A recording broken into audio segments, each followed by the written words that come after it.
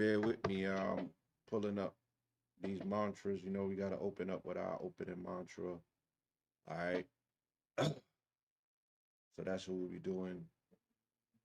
And now,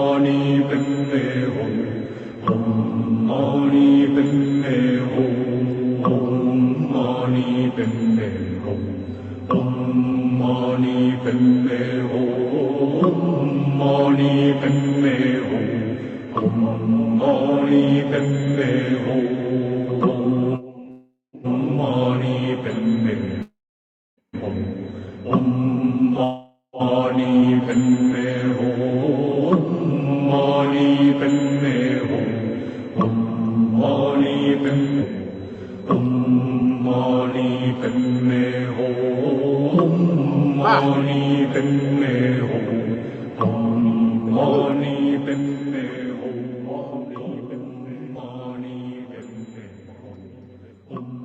Okay, bring it to a crawl. Woo.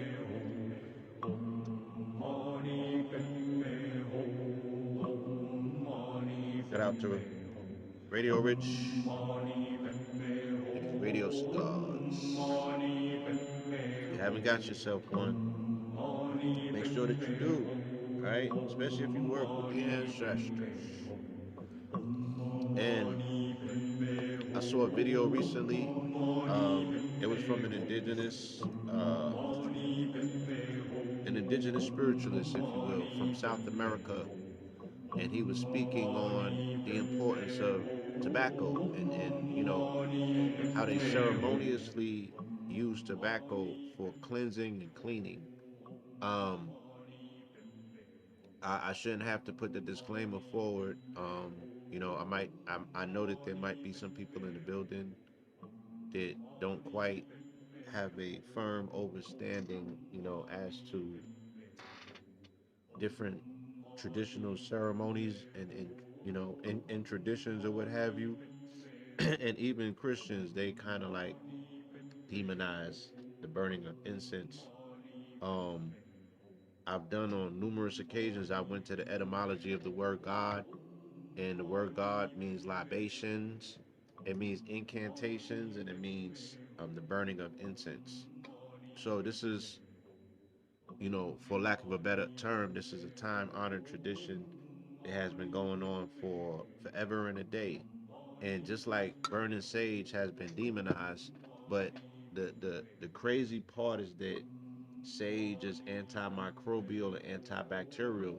So sage is actually what you utilize against demons. Demons in the form of negative mitigating forces, and negative mitigating forces can be identified as things that might have to travel on positive ions, right? Like if you got dust in your apartment, if you got dust in your corners, if you got spider webs in your corners, these are conduits for negativity to, make its appearance, to slide through. You know what I'm saying? To show up. The removal of those things always keeps a consistent negative ion environment around you, and energy is always flowing fluently. So utilizing sage is antibacterial and antimicrobial. It eliminates the things that would attract negativity into your environment. You know what I'm saying? So it actually does the reverse of what Christian says that it does, in their attempts to demonize it. You know what I'm saying? They just don't understand.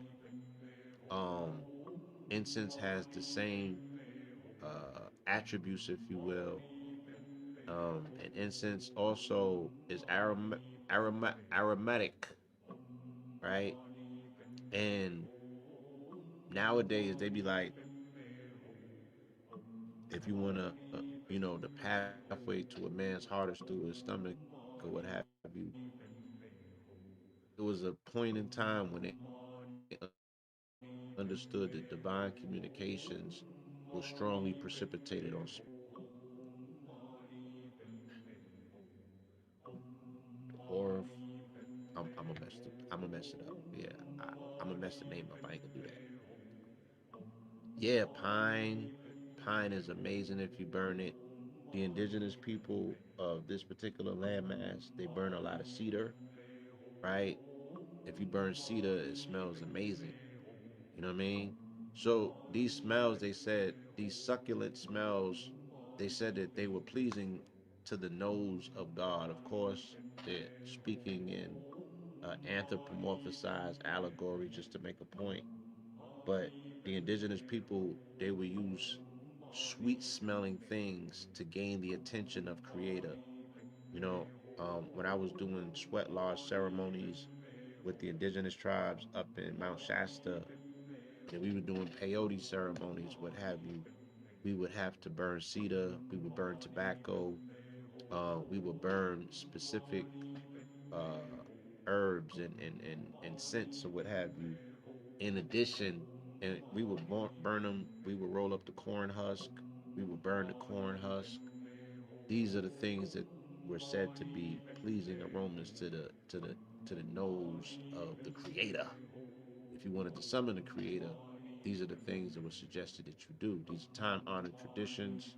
And again, I'm not here to convert you or convince you. I'm just sharing the narrative. Welcome to Lionsgate Mineral Ministries presents Sunday service. I'm your host, Minister Moreland. Sometimes I moonlight as Pope Pablo. Today is one of those Minister Moreland days, right? I want to talk about the word.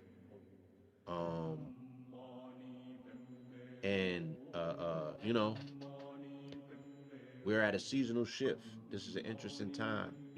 This is one of those episodes that I get to enjoy a lot because I have a strong belief that the book of the sun, the Helios Biblos, is a book that strongly leans on astrology.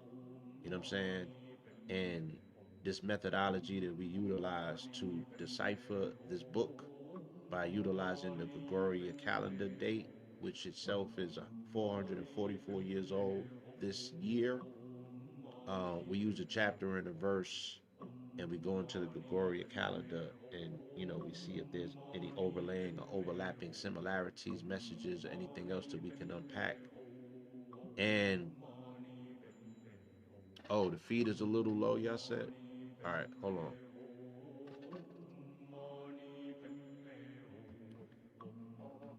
Let me turn off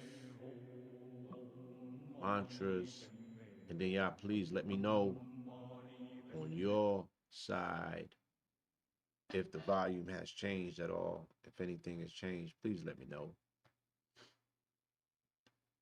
Um, yes. The most important part, if you want to maintain a negative ion environment, you should remove the 90-degree angles from the corners of your apartments or your house or your space. And there was a brother in the community named Lester Lovin, and also Hank Rising's son as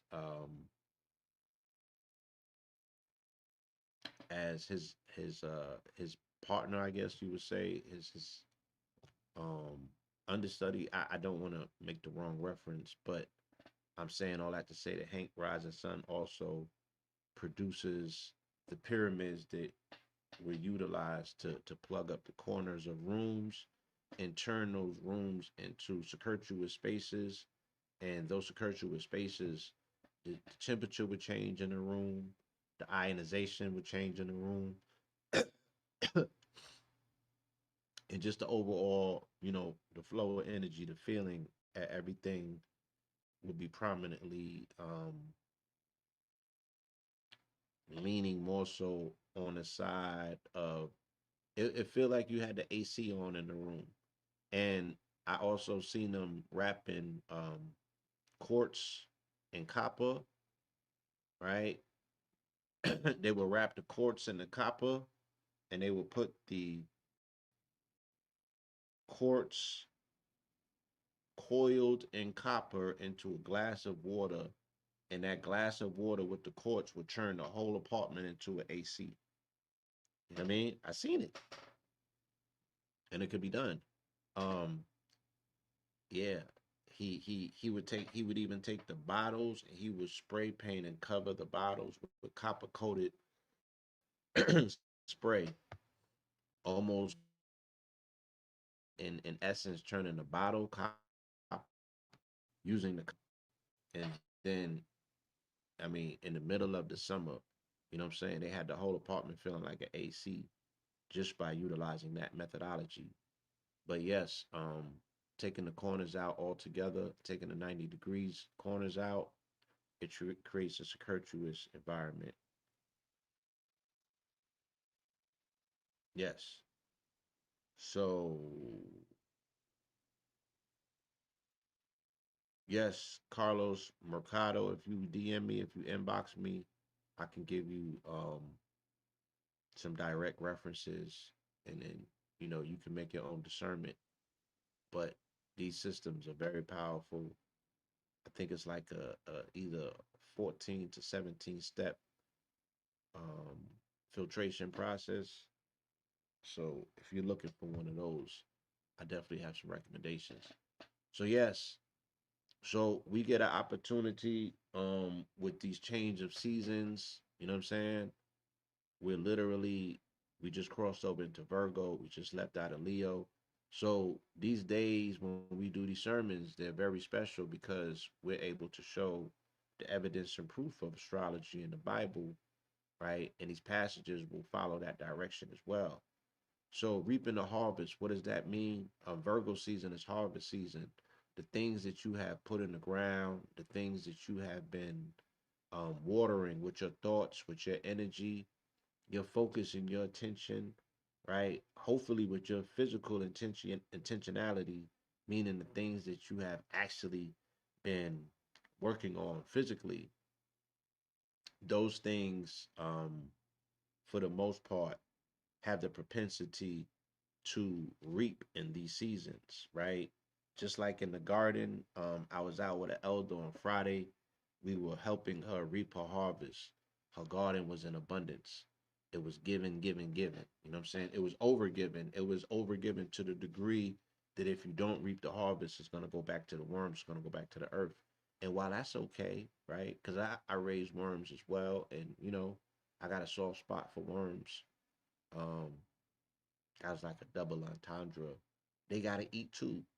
But human beings could make so much better use of this particular nutrition and this food that has been, successfully grown, right? Yes.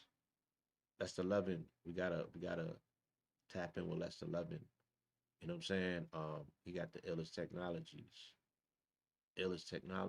And his technologies is the most simple technologies because he'll make technology out of a piece of cardboard. He'll make technology out of a piece of wood. Pause. He'll make technology out of bottles. You know what I mean? Like these is the ones amongst us, the cold blooded ones, like different altogether, right? Um. So yeah, yeah. Farmy Fridays. We're gonna be doing it every Friday now. We're gonna be showing up at this elders farm and other farms across Metro Atlanta, and even taking it on the road at some point.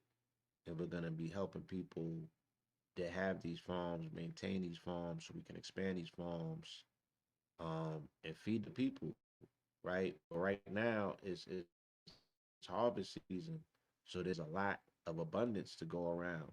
But the goal is literally reap the harvest. And that's allegorical and figurative about a farm and a garden and also about life, right? Yeah, I mean, we got to talk about Gary. We will speak about Gary. I find it ironic that in the year that Michael Jackson resurrects himself and does $1 billion in the box office, right? His hometown is suffering in darkness. If that's not an analogy, I don't know what the hell is. So the man who personifies and typifies the ability to go from black to white to black again, right? From darkness to lightness, right? This individual's hometown is now shrouded in darkness. Um, these are some deep symbolic metaphorical times that we live in. And I plead, that we become more symbol literate. And some people like the more I travel, the more I run into people um out and about in my travels. And I get a lot of feedback. And I'm glad that I get honest feedback. So I hear things that are positive and I hear things that are not so positive, right? And I need all of the information that, is needed and necessary for us to either improvise on the work that we're doing, right? Or continue doing that particular part of work that people are saying is most effective. You know what I'm saying? So there's no useless information. And I don't always buy into the concept that everybody's trolling. You know what I'm saying? Like just because they don't agree with you, sometimes you need to hear some shit because you can't see everything. You can't see every angle, and you have to weigh perspectives. Now you can't allow somebody else's voice to be the primary voice in your head, right? But weigh it out. See if there's any truth to it. You know what I'm saying? Don't run from it. See if there's any truth to it, right? Go into it. Embrace the uncomfortable. Sit with it. Stew in it. And see if there's some truth to it. If it's not, then you keep it moving and you like, damn, I'm gonna compost that. That might have been borderline hate, but it might have been a jewel in disguise that you can utilize to you know, tweak your shit. You feel me? And you come back even that much more better, even that much more stronger, right? It's not just good enough to be a fire breathing dragon. You got to learn how to eat smoke too, you know? So I say all that to say that I run into people and I hear good things and I hear things that are not so quote unquote, or, what one consider the greatest of things because they require is insight that requires work. It's insight that might require some change. It's insight that requires um introspection, right? Person might be pushing you to look at something in yourself a little deeper, and that might be uncomfortable for you. You might think that you don't have the time, right?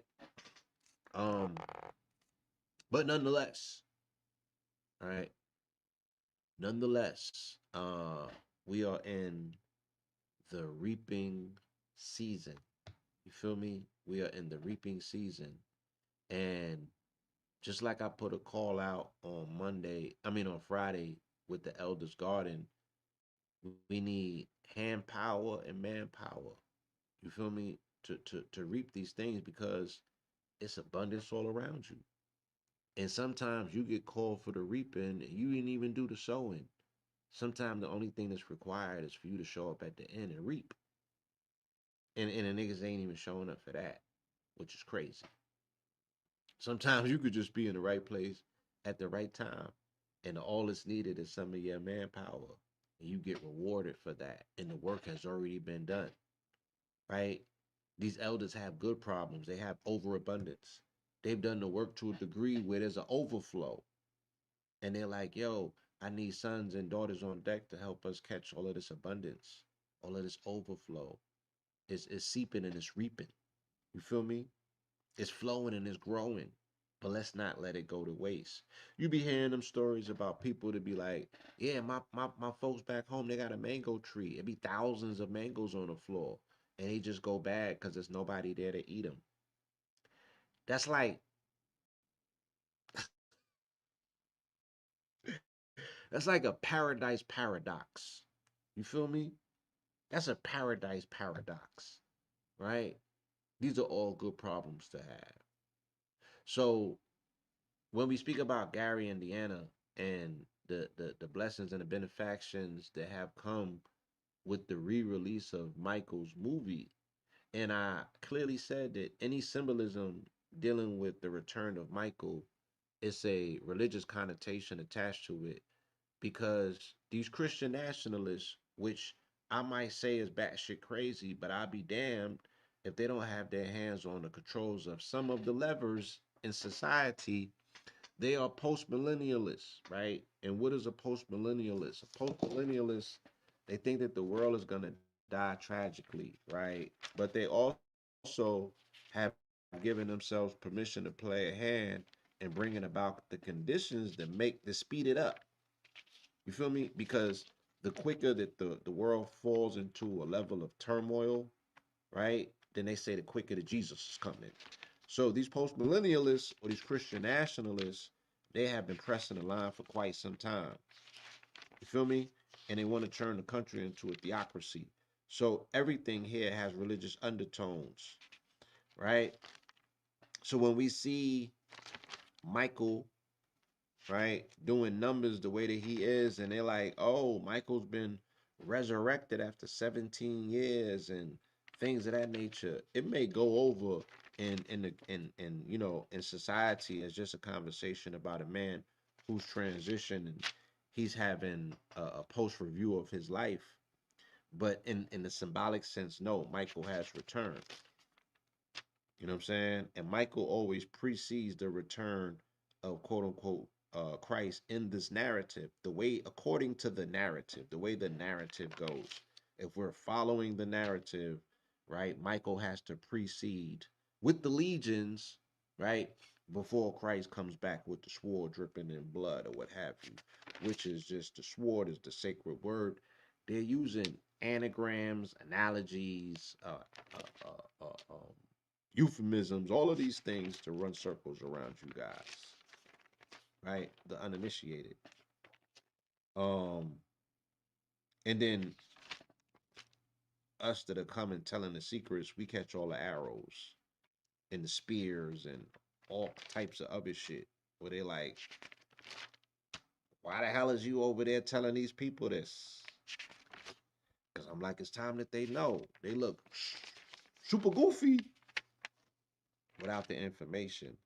But once you get them information, knowledge is power. Let's see what they do with it. Let's see what they do with it. You know? So I'm looking for this information about the post millennialists, right? And the Christian extremists or what have you. But I think you guys have been exposed to kind of enough of that. You know, and I can't even say that. You don't know who these people are and you don't know what they up to. You know what I'm saying? At least you don't you're not moving in the capacity that shows that somebody knows that they're under the gun by people who are Christian zealots and literally out of their mind. You know what I'm saying? And the rabbit has the gun at this particular point in time, right? So what does it look like? It looks like how it looks, right? But it looks kind of even more crazy because these people is just next level crazy for no goddamn reason. So even outside of religion, just their diet, their environment, their genetic disposition has them batshit crazy. And then you give them controllable religion on top of that, and they're able to use their imagination and just go off, right? So now we have post millennialists, Christian nationalists who want to bring an ending to the world to bring about quote unquote the second coming, right? And we've prompted it up because again, we made Michael a $1 billion grossing movie this year, and Michael has returned. So Michael's back from the dark, but Indiana's in darkness. You know what I'm saying? Michael made $1 billion. You feel me? But we can't find any funds to turn on the lights in Gary, Indiana. Um, the place, the soil, the environment, you know, they also should be celebrated for producing such a magical, not just a magical son, right, but a family. And I'm sure that there's other families there that have amazing stories to tell. But I've been telling you since um, 120, January 20th, 2025, right? The the investment there has been a divestment in the investment in Black America. I've been told you that. I told you the easiest way to understand the Trump administration. There's a divestment in the investment of Black America. So, yeah, Donald Trump said, America, yeah, we was never really on that black thing. Just like Rashad said from EYL. Trump said it first. In so many words, right? Oh, that black thing. Yeah, we was never on that black thing. You know what I'm saying? Yeah, we was just fronting all along just to get this building, this country built. You know what I'm saying? We was just fronting all along just to get these resources popping. We was just fronting all along just to get our political and our prestige and our global image up so we can create inroads into other indigenous populations to steal their shit. But we was never into that black thing. That's Donald Trump and the Republicans, right? Divesting and divorcing Black America, and niggas is still standing at the altar with with shriveled up flowers, right? Looking like Dennis Rodman. Niggas with dresses on with shriveled up flowers with no groom in the front The music been played. You know what I'm saying? Uh, uh, uh. Yeah, they got Sexy Red performing and shit, right?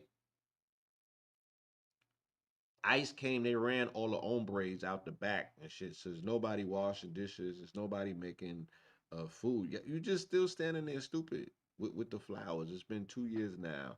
Ain't nobody showing up to marry your ass, right? The divorce is settled, right? America has divested itself of Black America, right?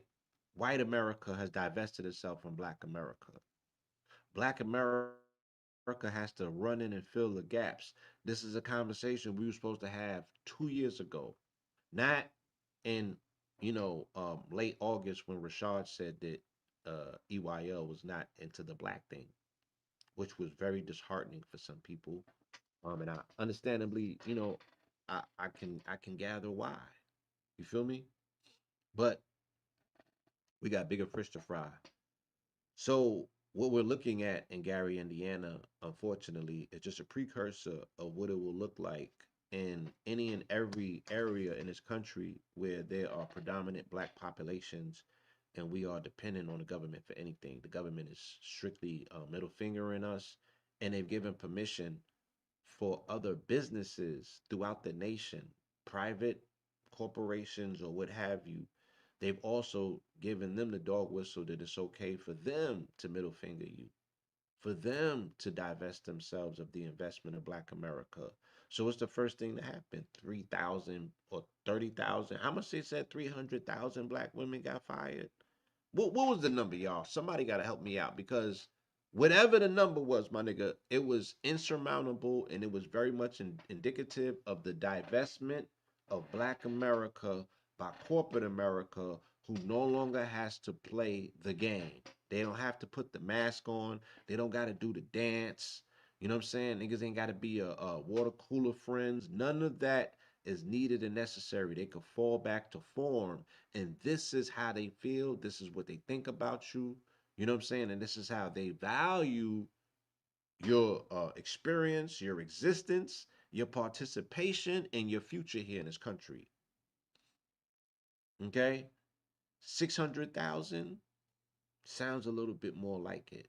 So, what are they terrified? They're terrified by consciousness. They're terrified by upwardly mobile melanated women in particular, right? Because they can't do nothing with you. You feel me? So, they're at their quiet weapons for silent wars, and they're actively at war, my nigga, with divesting themselves, throwing that shit out the 100th floor window without even looking, just just heaving shit, and we still have not got the memo, right? We still have not had a national conversation around what are our contingency plans in these communities and these environments where um, melanated people are the main concentration. Not even here in Atlanta, right? We're not even having the South Fulton conversation.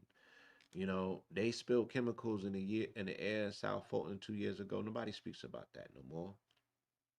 Nobody speaks about the poisoning that's taking place in these black communities amongst melanated people, and people is just, our attention is in other places.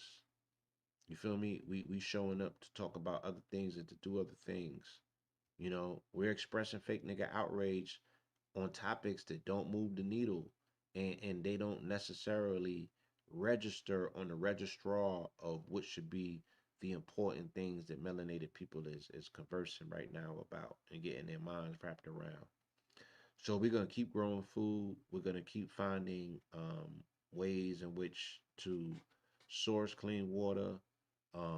We have an amazing product called Bio Buddy and the Bio Cleaner. Um, Create a liquid fertilizer, non-chemical, right? So all of the systems can be intact, right? We're gonna continuously find spaces and places for these bees to thrive. these are the things that need to be done. These are the base layer things that need our attention and focus since we've been focused on so many other things for so long. The rubber has hit the road, my nigga. You can front, you can be in denial, right? You can be distracted, you can play the escapism game, right? There's a whole motherfucking. I mean, you got all kind of stuff to go through before you get there. So I know you're gonna wear it out, or you can roll your sleeves up and look at this thing for what it is, and be like, yo, this is gonna require some work. This is gonna require some planning, strategizing, and executing. And that means less time on social media, right? That means less time telegraphing what your moves are and telling them folks what you did, how you did it, who you did it with, where you did it at. It ain't time for that, my nigga. Are you growing food? Are you sustaining land to grow food, right? Or are you mastering your indoor techniques? Because you're gonna need food, right? We seen it. Look, can you secure? Because we come from environments that are rife in food insecurities, right? So the food is not being secured, and we're very insecure about the fact that we don't have real food in our communities. So food insecurity comes about when you don't fortify your system with real food. So how can you be secure in yourself if you're not reinforcing it by eating things that reaffirm to you that you're part of the environment? No, you're eating plastic, right? You're eating garbage. So that is what you're reinforcing. That's what you're magnetizing to yourself. That's what your environment looks like. That's what your inner body looks like. That's what your conversations look like. That's what your relationships look like. That's what your families look like. That's what little niggas' homework look like. You know what I'm saying? Because it's a direct correlation to the things that we are taking intake body, participating in our own demise. This is all participatory. Nobody hand and you. So that speaks to compliance. That speaks to the fact that you are approving it. That's telling your body you with the shits. Okay. And then when we can't shit and we backed up and we constipated and we full of shit and we full of shit as a community. And this is not me. I don't have any gripes with the community. I love the community. I want to see us all do what needs to be done to sustain the community, right? But I'm also not gonna be blind to what it is that I see. And if these are the things that we are identifying that are holding community back or making the situation even more stickier, right? If we're turning our wheels and going nowhere, that's expending energy that we don't have, nigga. We need to quantum leap. We need to advance. We need to go forward. You know what I'm saying? We need to catch up with ourselves. So it's not even about what you can grow anymore. It's about what can you protect. It's not about you having a generator in the crib and nobody else does. Can you protect the things now that sustain you? I saw an amazing movie recently and it has a lot of overlapping and correlating um themes of what we seeing right now in Gary, Indiana, and that was the movie called Last House on Netflix. And interestingly, in that movie, I saw the way that they strategically were utilizing their space, right? The way that they were strategically utilizing their resources when they was running low, right? And the things that they needed to do in order to survive as a family, as a unit, as a team. Not as somebody that's selfish, not just looking out for self, but it's like, do you have the capacity to hold it down for everybody in the house, everybody under the roof? You know what I'm saying? Even those that can't provide for themselves in the moment. Do you have that compassion in you? Do you have that empathy? Right? Elon Musk said that's what's making us weak. You dig what I'm saying? So when I'm looking at Gary and I'm like, damn, look at the situation that they find themselves in, right? That you did for self, you got a generator, you heeded the calling, before tragedy struck. Now you gotta have an arsenal to defend the generator because the people who didn't prepare, they running down on the crib, right? They running down on the crib to steal the generator. They running down on the crib to find the food. They running down on the crib, you know what I'm saying? To run down on Shorty. They outside doing the most. They saying this is post Katrina 2.0. Um, yeah, are we doing our homework? Last year was the 20th anniversary of Katrina. We're not having the right conversations. We more concerned with what the Africans are doing to the Essence Festival than we are having a symposium and a conversation on the 20-year anniversary in New Orleans about contingency plans, about never again, about where do we go from here. You know what I'm saying? These opportunities that are presenting themselves to us, we are missing these opportunities. We're missing our layups, like Patrick Ewing in the finals. It can't even be explained. You know what I mean? But then yet we pop our shit, we pop our collar, we talk about the black spending dollar. We love talking shit. We love dangling bloody receipts in front of wolves, thinking that we not the ops. You only a fucking customer, my nigga. There's no glory in that. Stop positioning and presenting yourself packaged as a prostitute and thinking somebody gonna put respect on that shit. You're a hoe with a with a hole in their pocket. That's not where respect comes from. And the people who have been reaping off of you forever are now they're no longer, they don't got a front like they like you. You know what I'm saying? They just take from you and now they're treating you how they've always felt about you because no one outside of yourself has to front anymore. They have given them all permission to be authentic in their authentic self. And unfortunately, they're giving you their authenticity. You have been living with a false image of who and what they have, who and what they are, what they've been, and how they felt since the 60s and the 70s. They've been coddling your ass in this country so you can get your act together. But they don't really fuck with you. Okay? They don't really fuck with you. Do you fuck with yourself is what you need to ask yourself. Are you on the black thing is what you need to ask yourself. Or the Moorish thing, or the Coptic thing, or the melanated thing, or the carbonated thing, or the whatever, nigga. Right? Are you on that? For sustainability reasons, for self love reasons, right? Are you on it? Are you being forced to be on it? Right? Because you got to watch them niggas. No longer go into them rooms that they no longer invited to, right? Because them people don't need them no more. America has divested in its investment of Black America. The sooner that the rest of Black America understands that, all the thought leaders, the quicker we can reassemble ourselves, right, and do what needs to be done. Because there's nothing left to do. So let me do this. Let me get into today's sermon because I feel like I'm preaching right now. And that's not what I do. I'm not a preacher, right? I'm a minister. I administer the word. I don't necessarily preach it.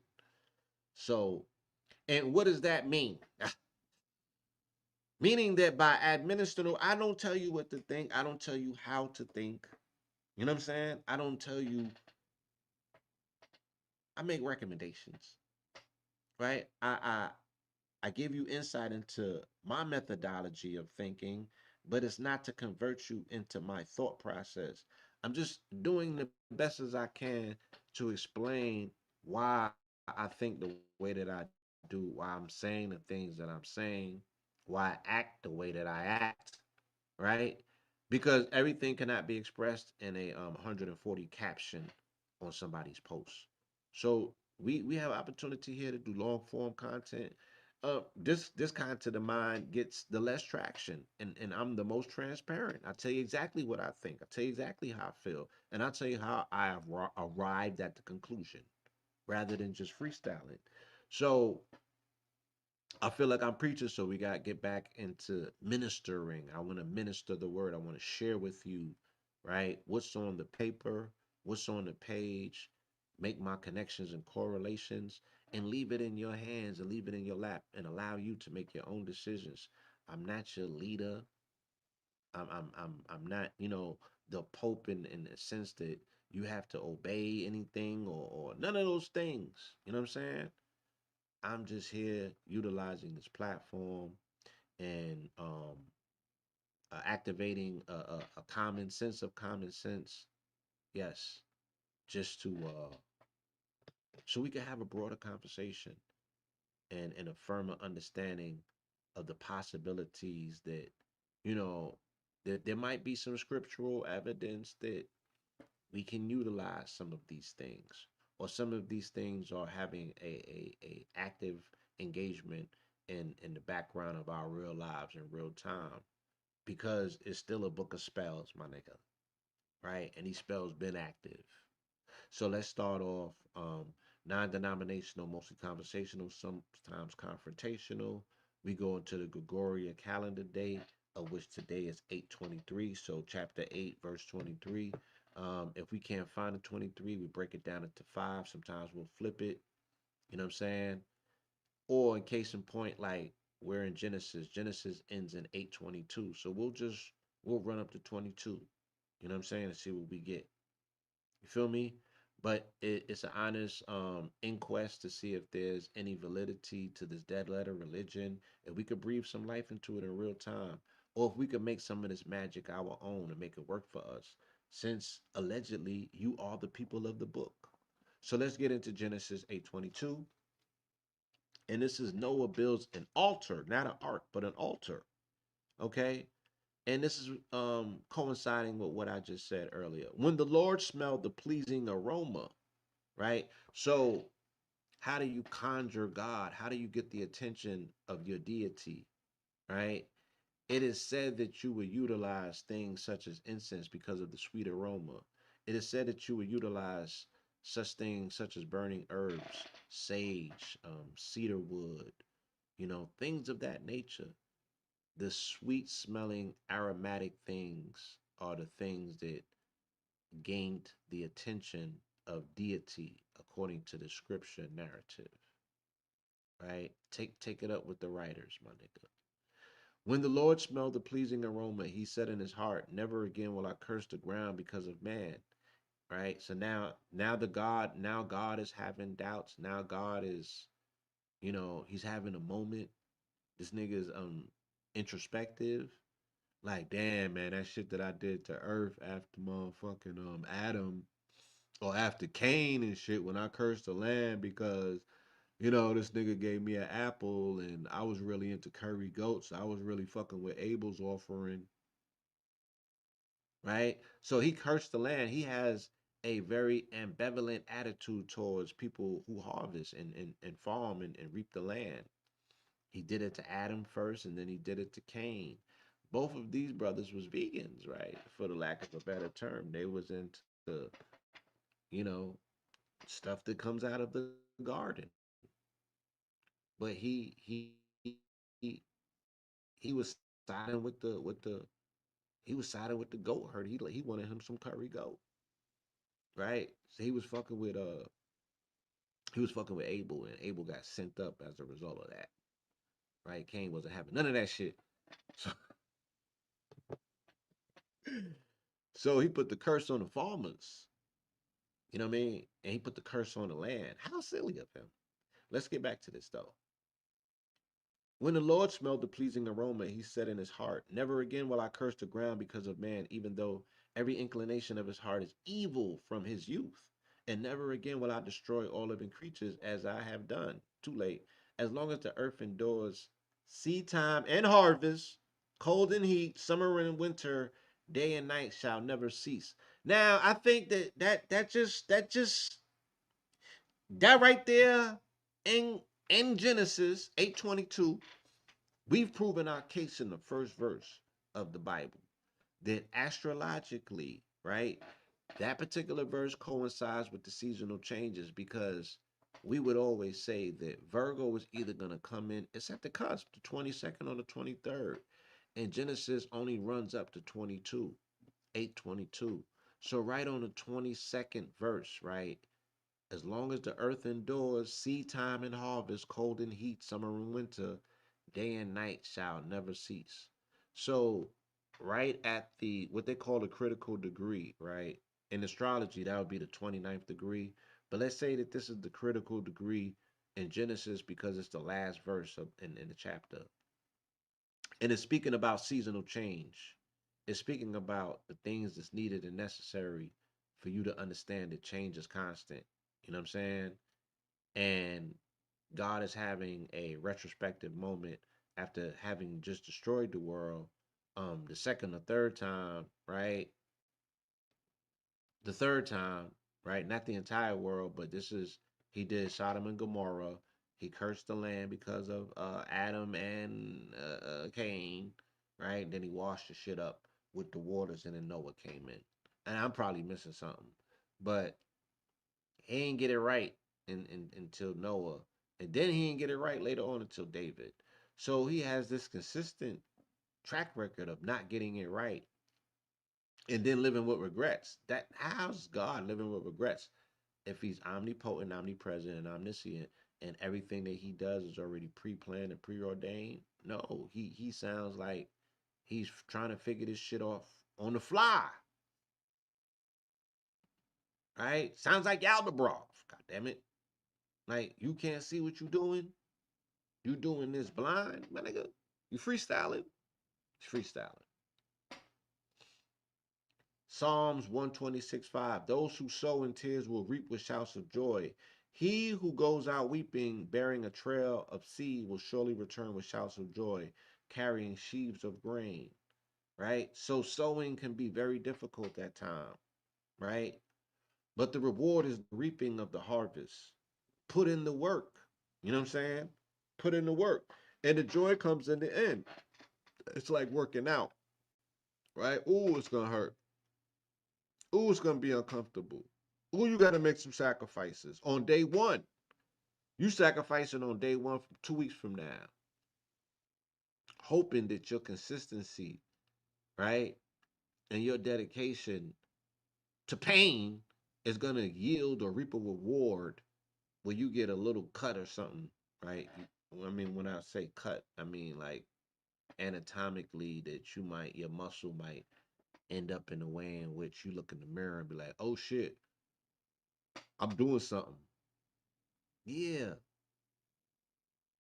You know what I'm saying? Yeah, like that is tantamount to the passage that we just read, right? Those who sow in tears will reap with shouts of joy, right? He who goes out weeping, bearing a trail of seed, will surely return with shouts of joy, carrying sheaves of grain. So yeah, initially, y'all, like sowing, I gotta till the soil. I gotta get dirty. I gotta get on the ground. I gotta get on my knees in some cases. You know what I'm saying? I gotta put seed in dirt. I have to cover that seed up with soil. You know, soil is gonna get underneath my nails. It's gonna get on the drip. It's gonna do all of those things that might seem unattractive. I'm gonna be in the burning heat. I'm gonna get eaten up by the ants. The mosquitoes is out there acting buck wild. All of that. But when that pepper comes up, when that tomato comes up, when that eggplant comes up, when that squash comes up, right? Or in this case, when them sour sops come up, when that guava comes up, when them lemons come out, right? It's all worth it. And you forget the sacrifice. You forget the pain. You forget damn, I had to be up 4 or 5 in the morning in darkness on a new moon type shit. Yeah, all of that. It's all worth it. You feel me? Because guess what? Not doing it is gonna reap us, right? Guess what? Not doing it. Guess what? No sacrifice is gonna yield. Not a goddamn thing. Begging, be in a position that a nigga could take you out, cause now they're gonna be like, eat these fucking insects, my nigga. Right? Eat this dong. Eat shit. Yeah, chitlins is that yeah that y'all saying that shit was underneath y'all. Yeah, eat some pig shit. Right? I'm just saying, like, you want to put your future in these people's hands? You want to leave it up to them? I'm being explicit today, and I do apologize. It's a Sunday, and I'm only saying that for I meet the people that listen to this. If there's any children in the room, I apologize because I flew off the handle more than a few times this early morning, and I've only been doing this under an hour. So again, I do apologize for my extreme, uh, yeah, I, you know, I won't call it extreme, but I apologize. Right? I'm gonna do better through the rest of this sermon.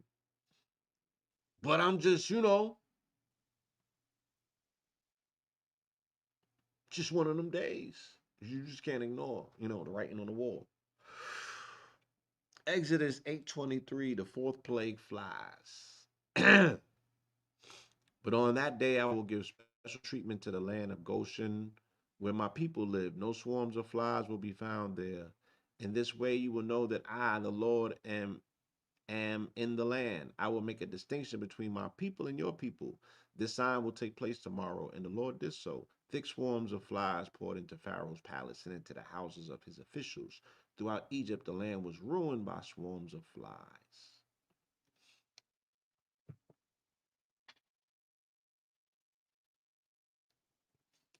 Exodus 11:7. But amongst the Israelites, not even a dog will snarl at man or beast. Then you will know that the Lord makes a distinction between Egypt and Israel. So this this is this is an issue that still manifests itself today. You know what I'm saying? And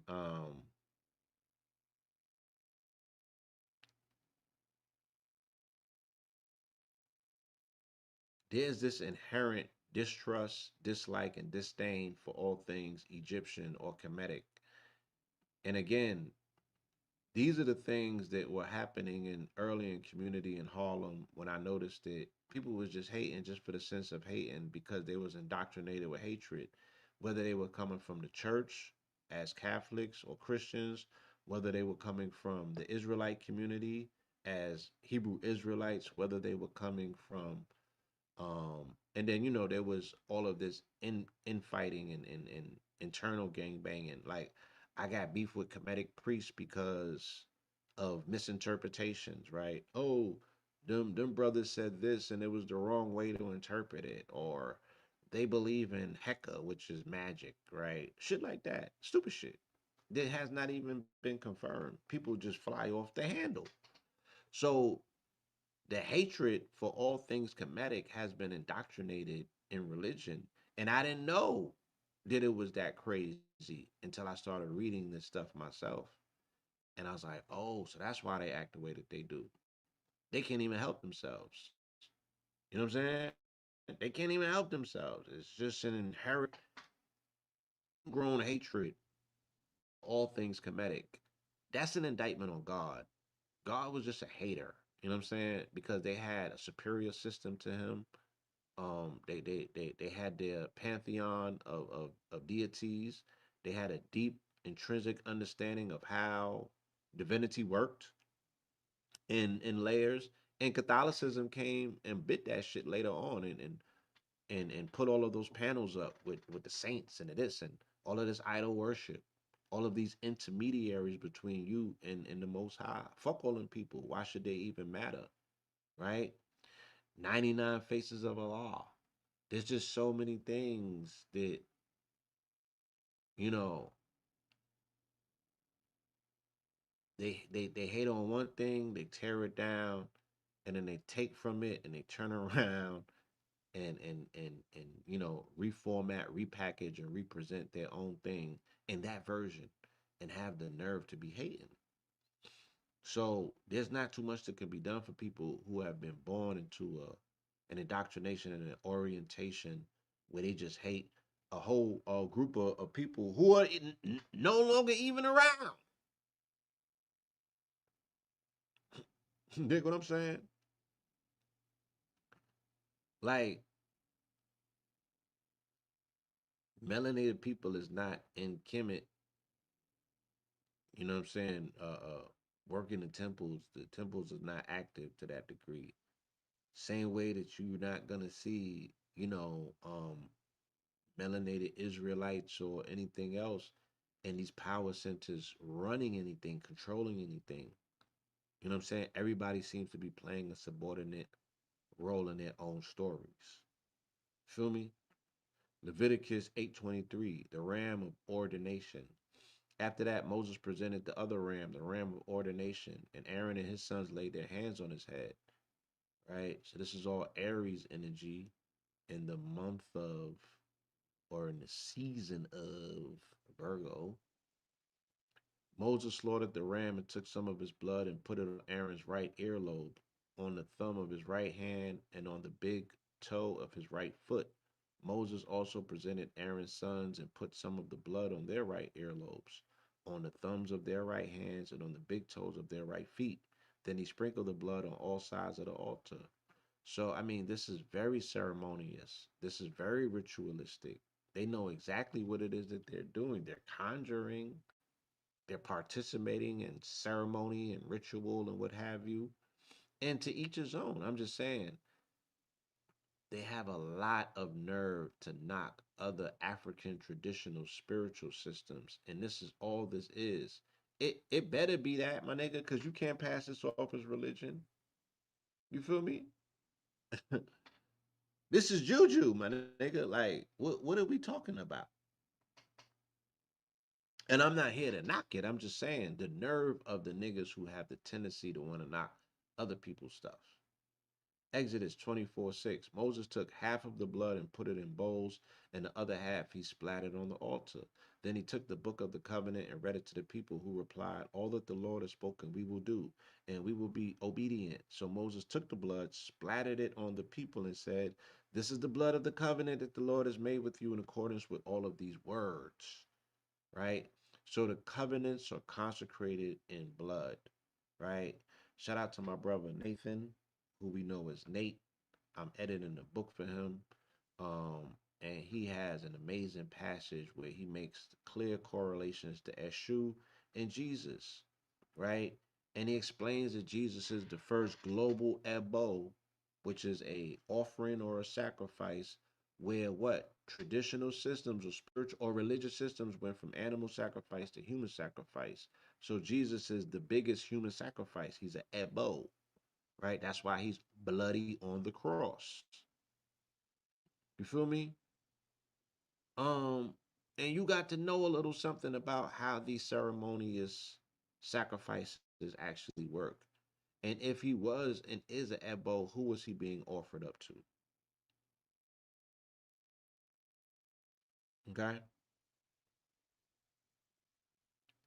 So yeah, again, this is the blood of the covenant that the Lord has made with you in accordance with these words. So when you change your covenant, right? Because Jesus came and he changed it with a new covenant. When you establish a new covenant, the old covenants become dissolved. They fall to the wayside and they're no longer you know, effective. So what did Jesus change for the Israelites when he came? That you niggas is not the main act no more, right? Circumcision is no longer needed and necessary as part of the covenant, right? And then he changed the dietary aspect of the Mosaic law.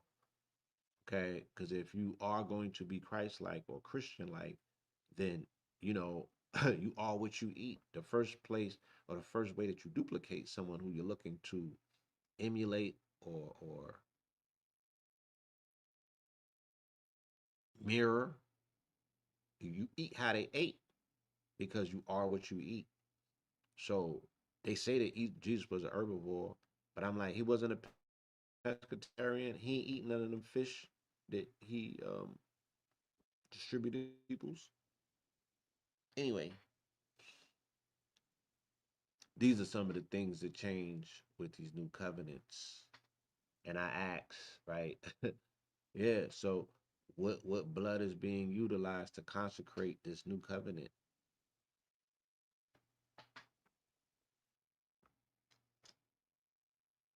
Yeah, nigga, I've been in ceremonies where I've been in those ceremonies. You gotta prick a right finger and a right toe for specific reasons, my nigga. This is ceremonious ritual work, my nigga. This is blood ritual work. You feel me? The only thing we're reading is traditional spiritual systems disguised as religions. These niggas done jacked somebody's shit and ran with it and have the nerve. Ran it. Do you? But then you got the nerve to point fingers and demonize somebody else's way of life. And that is the hypocrisy. Retirement for Levites, the priesthood, Numbers 8:23. And the Lord said to Moses, this applies to the Levites, men 25 years or of age or older shall enter to perform the service and the work of the tent of meeting. So, you know, just laying out, who God's is, who his children's are, giving people their rightful roles and assignments, right? Because he need that ceremony work done. He need that priesthood assembled. You feel me? Because that's how he eat. Eat. Deuteronomy. Let's go to 23:8. Since there's no 8:23, let's go to 23:8. See what they got. Let's invert it. Flip it over. See what it do. Exclusion from the congregation. Do not despise an Edomite, for he is your brother. Right? Do not despise an Egyptian because you lived as a foreigner in his land. Right? Let's see what we get. The third generation of children born to them may enter the assembly of the Lord. Hold on. Because they don't tell you this part. They don't tell you this part where there's been a redemption that took place. They don't tell you this part, right? Where the curse has been removed. They don't tell you the part where peace is possible. They don't tell you that part. They just want to bang. They just want to wear shit out. How you gonna carry a 3,000 year beef into the motherfucking present, my nigga? And none of these people is the same people no more. But because of this book, because of this text, you want to carry this energy and this attitude like there's existential beefs that's taking place. Like niggas got generational beefs. In your own book says, because they done bit off more than they can chew. And half of you niggas DNA is commission, right? They like, look, man, all that cornball shit that you doing right now online, yeah, you don't even got no backboard to support it. Right? Do not despise an Edomite, for he is your brother. So you could forgive the Romans, right? And you could refer to them as your bros and shit like that. And we can see how that works because we see where the head of the church is to this day. And yeah, niggas be meeting black Catholics. So we know it's possible. Do not despise an Edomite, for he is your brother. Do not despise an Egyptian because you lived as a foreigner in his land, right? You wouldn't have been you if these people did not open their home and allow you to nurse off their. You know what I'm saying? They took you bum niggas in, and I hold on. That was wrong. That was wrong. That was the heat of the moment. And this is just not.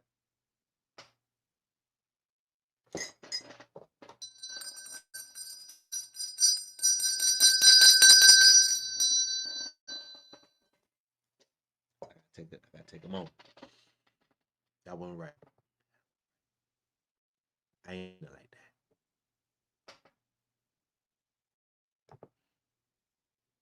I ain't mean it like that.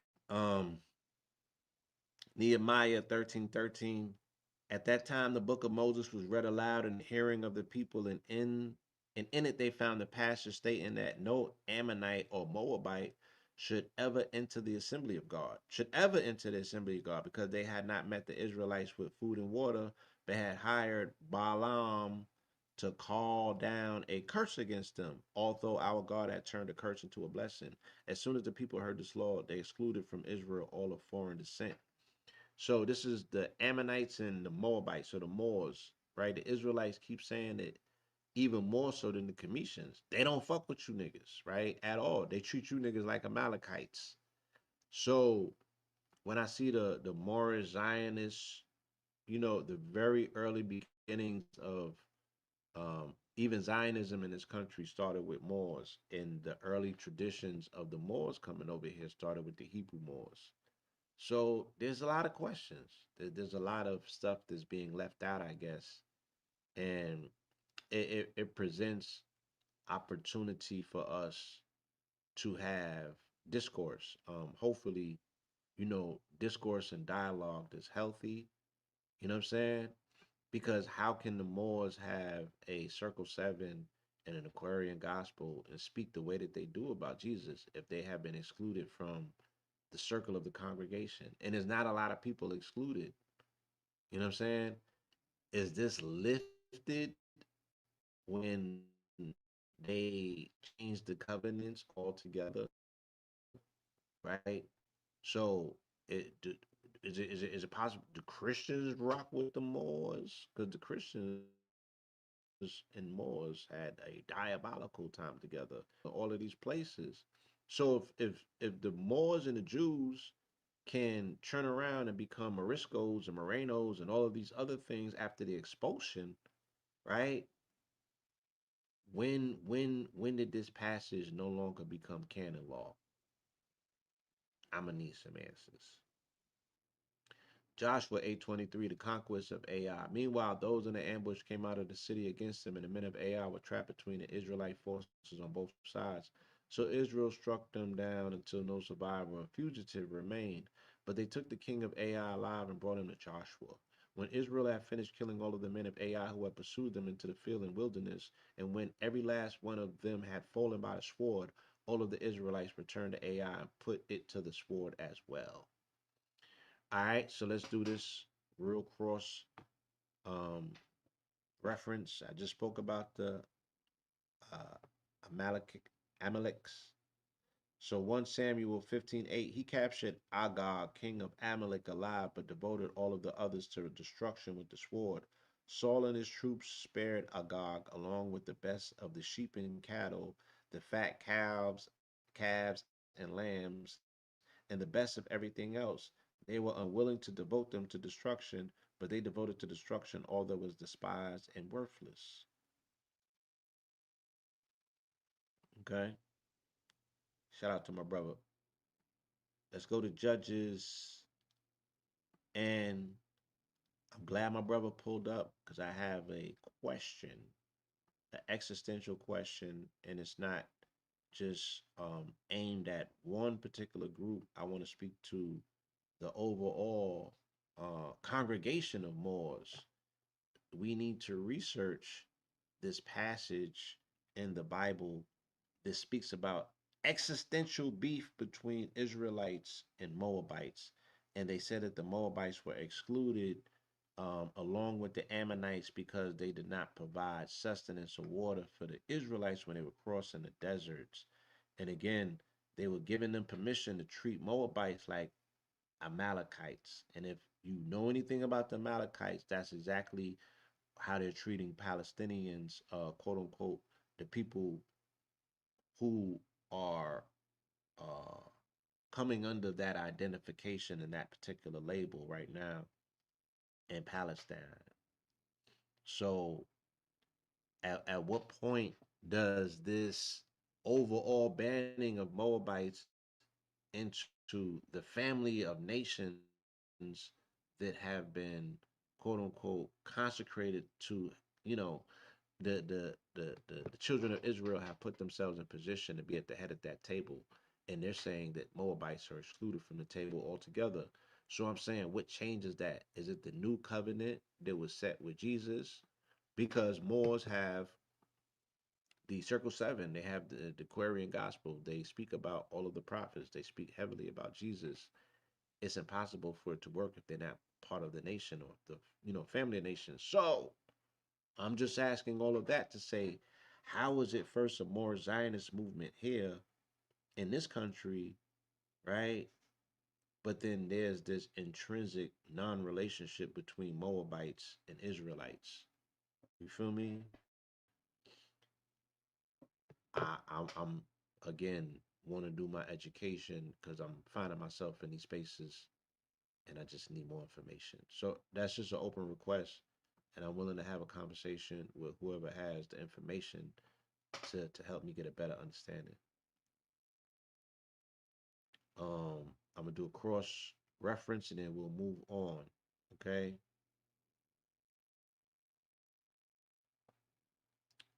Um.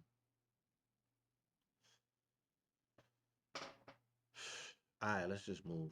Let's just go see if there's anything in Ruth. I don't think that there's an eighth book in Ruth though. No, Ruth only got four books. I think it's Esther that might. 1 Samuel, 1 Samuel 8. See if there's a 23 in it for us. There's a 22. We'll go up to the 22nd. Okay.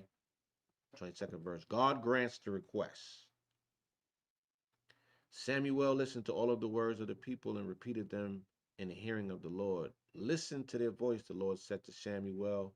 Appoint a king for them. Then Samuel told the men of Israel, everyone must go back to his city. Let's make a cross correlation and keep it moving. Exodus 3:18. The elders of Israel will listen to what you say, and you must go with them to the king of Egypt and tell him, the Lord, the God of the Hebrews, has met with us. Now please let us take a 3-day journey into the wilderness so that we may sacrifice to the Lord our God. Right? And also, Kemet wasn't allowing them, such as Jerusalem today does not allow them to do animal sacrifices at their sacred temples or what have you.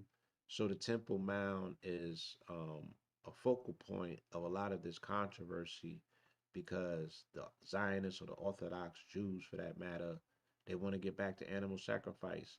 Because again, for the people that's still under the old law, their covenant is consecrated in blood, animal blood.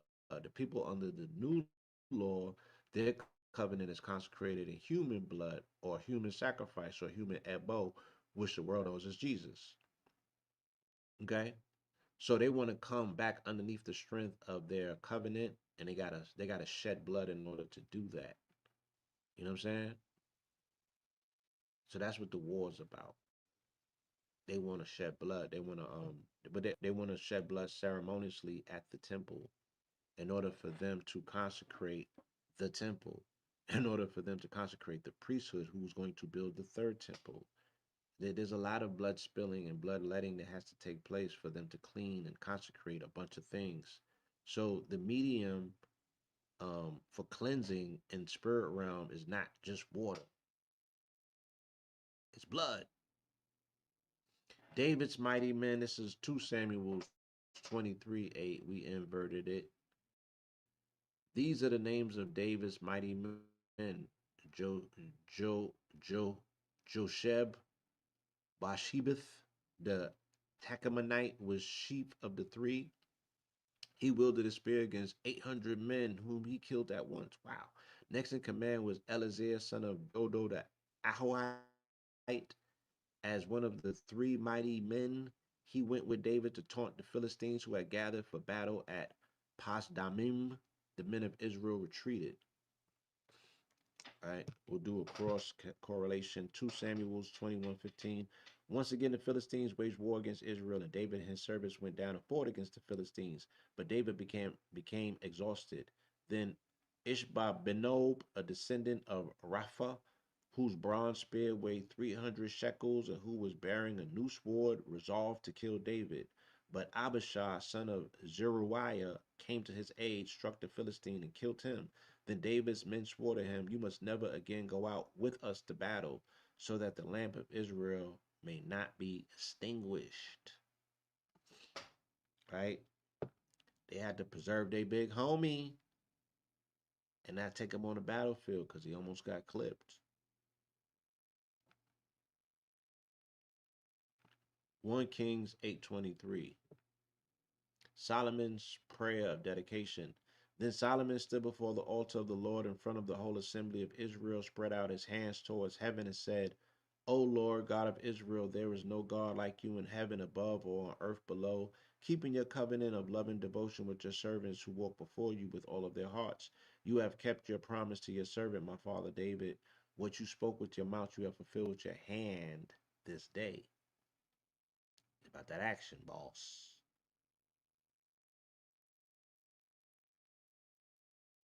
Let's make a cross connection and keep it moving.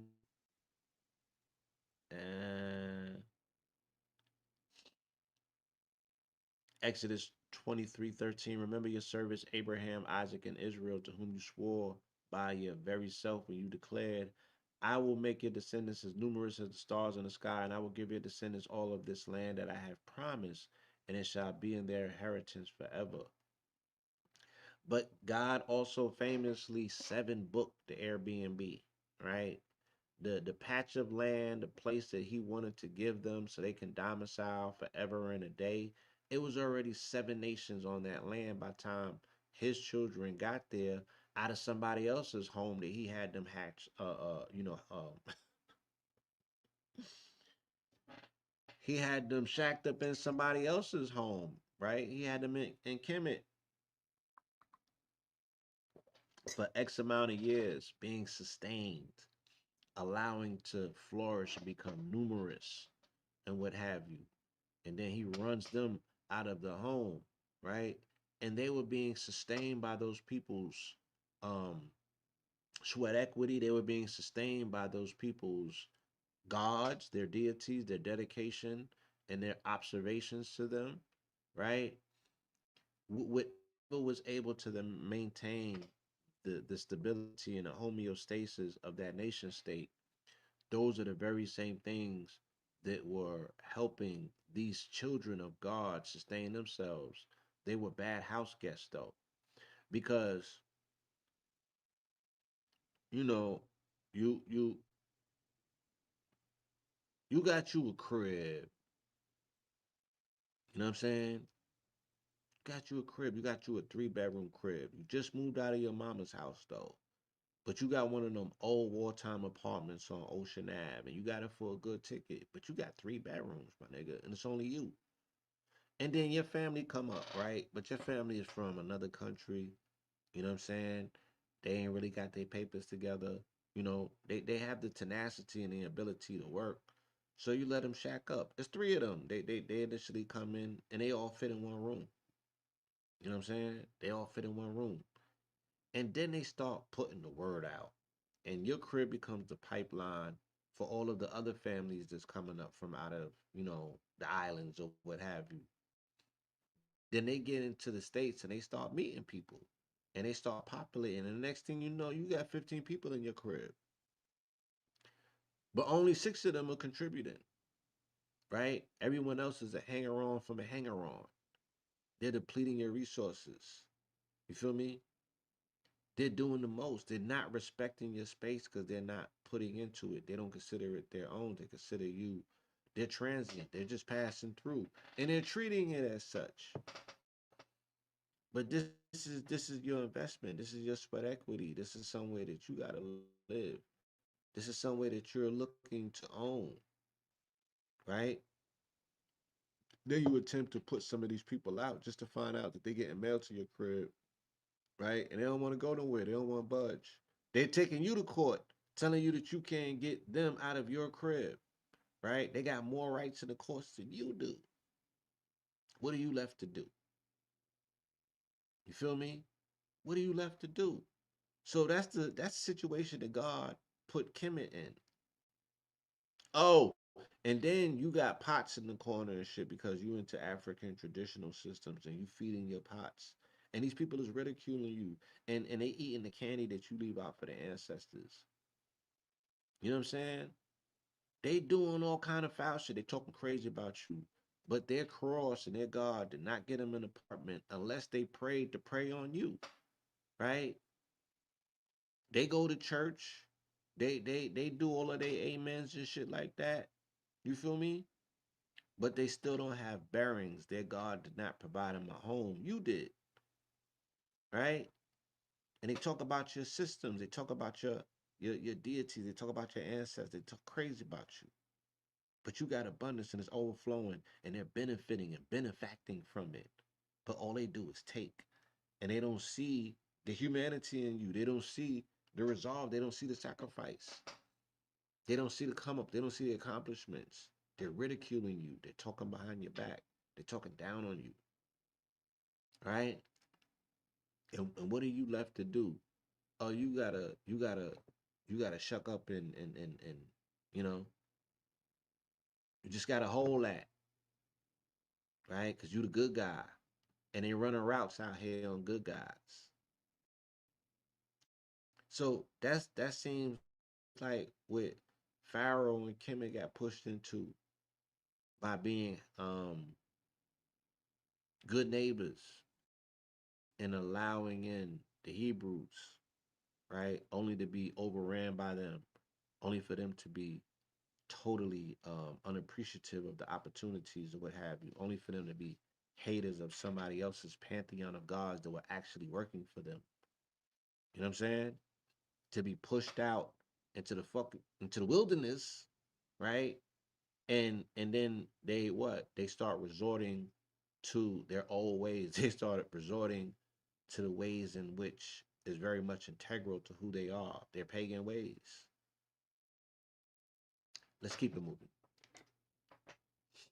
2 Kings 8:23. Edom and Libnah revolt. So to this day, Edom had been in rebellion against the hand of Judah. Likewise, Libnah rebelled at the same time. As for the rest of the acts of Jehoram, along with all of his accomplishments, are they not written in the book of the Chronicles of the king of Judah? And Jehoram rested with his fathers and was buried with them in the city of David, and his son Ahaziah reigned in his palace. Oh, in his place, my bad.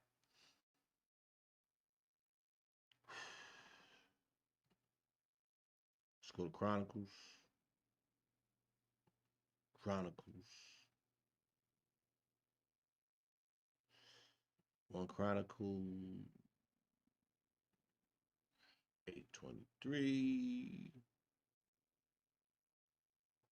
This is just genealogy check. We're gonna keep that moving. Let's do 1 Chronicles 23:8. Let's invert it and see what we get though.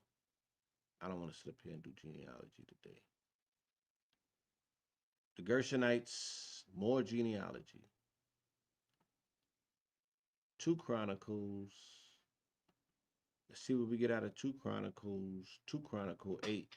See if they got a 23 for us today. Nope. So we'll go to 2 Chronicles 23:8. See what they got.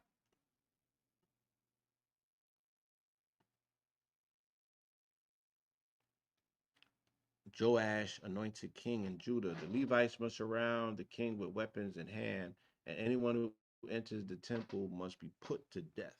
You must stay close to the king wherever he goes. So the Levites and all of Judah did everything that Jehoiada, the priest, had ordered. Each of them took his men, those coming on duty on the Sabbath and those going off duty. For Jehoiada, the priest, had not released any of the divisions. Then Jehoiada the priest gave the commanders of hundreds the spears and the large and small shields of King David that were in the house of God. 2 Chronicles 30:12. Moreover, the power of God was on the people in Judah to give them one heart to obey the command of the king and his officials according to the word of the Lord. Right? Let's go to Ezra and Nehemiah. Whew. Ezra. Let's do it. If there's no 23, we're going to reduce it to 5, but there is an Ezra 23. Fasting for protection. 4. I was ashamed to ask the king for an escort of soldiers and horsemen to protect us from our enemies on the road, since we had told him the hand of our God is gracious to all who seek him, but his great anger is against all who forsake him. So we fasted and petitioned our God about this, and he granted our requests. Okay. Esther 4:16. Go and assemble all of the Jews who could be found in Susa and fast for me. Do not eat or drink for 3 days, night or day, and I and my maidens will fast as you do. After that, I will go to the king, even though it is against the law, and if I perish, I perish. So they speak about the resilience of when you are about to undertake something that's monumental and paradigm shifting, or something that you might have uncertainty with, that you fast, right? The need and necessity and importance of being able to starve the parasites in your body, and you're starving their attention, you're starving their conversation, you're starving their instruction, you're starving their power, you're starving their influence, you're starving all of these things. You know what I'm saying? Um, Fasting for 3 days, right? Do you have it in you? Can you undertake it? I remember first time I fasted 95, 95. It was 95. Hardest 3 days of my life.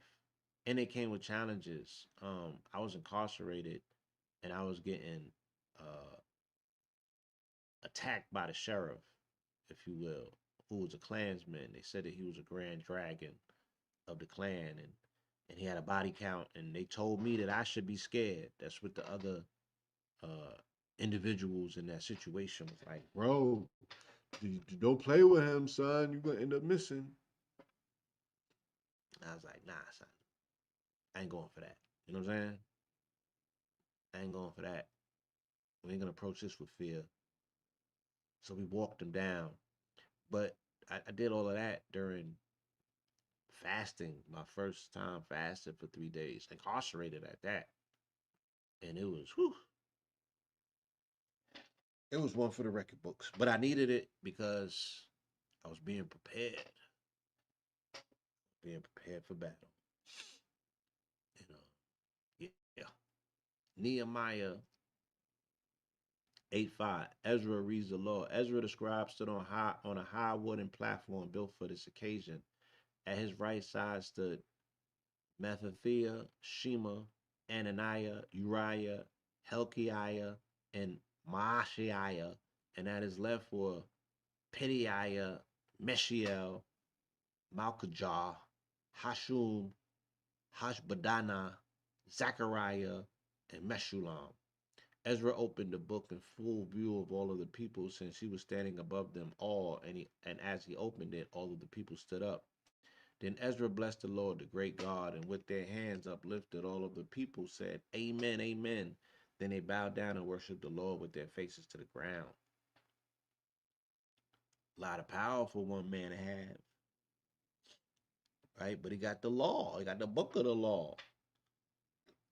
Joshua 8:34. Afterwards, Joshua read aloud all of the words of the law, the blessings and the curses, according to all that is written in the book of the law. There was not a word of all that Moses had commanded that Joshua failed to read before the whole assembly of Israel, including the women, the little ones, and the foreigners who lived amongst them. All right, everybody got it. Esther, see what Esther got for us. Let's go to Esther 8:5. Esther's appeal for the Jews. The king extended the gold scepter towards Esther, and she arose and stood before the king. If it pleases the king, she said, and if I have found favor in his sight, and the matter seems proper to the king, and I am pleasing in his sight, may an order be written and revoke the letters that the scheming Haman, son of Hamadatha, the Agagite, wrote to destroy the Jews in all of the king's provinces. For how could I bear to see the disaster that will befall my people? How could I see the destruction of my kindred? So, yeah, Esther took one for the team. How many people are standing up taking one for the team? You feel me? Job 8:22. Bildad, Job should repent.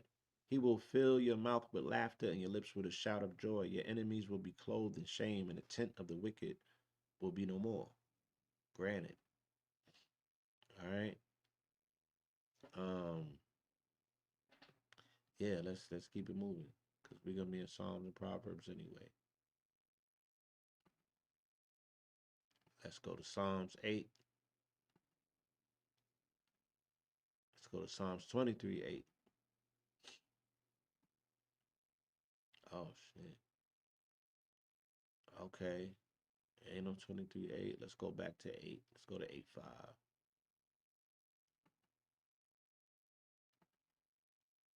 How majestic is your name?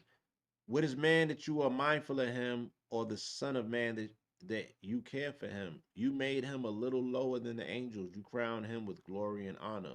You made him ruler of the works of your hands. You have placed everything under his feet. They talking about y'all. They talking about you, my nigga. Right? And your glory in this universe amongst the angels, whether this book is figurative or literal, right? If nothing else, what it does, it reinforces who and what you are in this universe. You are favored even amongst and above the angels for your ability to discern, your ability to have discretion, your ability to have decisions. Stop throwing those decisions away and stop weighing them so lightly. You feel me? These decisions are everything. It exercises your free will. Your free will is located in your solar plexus. That's the sun within man, right? That is the sun in man. Your free will. Your ability to be the son of man is you exercising your free will. Your Leo, your lion. That makes you the sun. That separates you from them.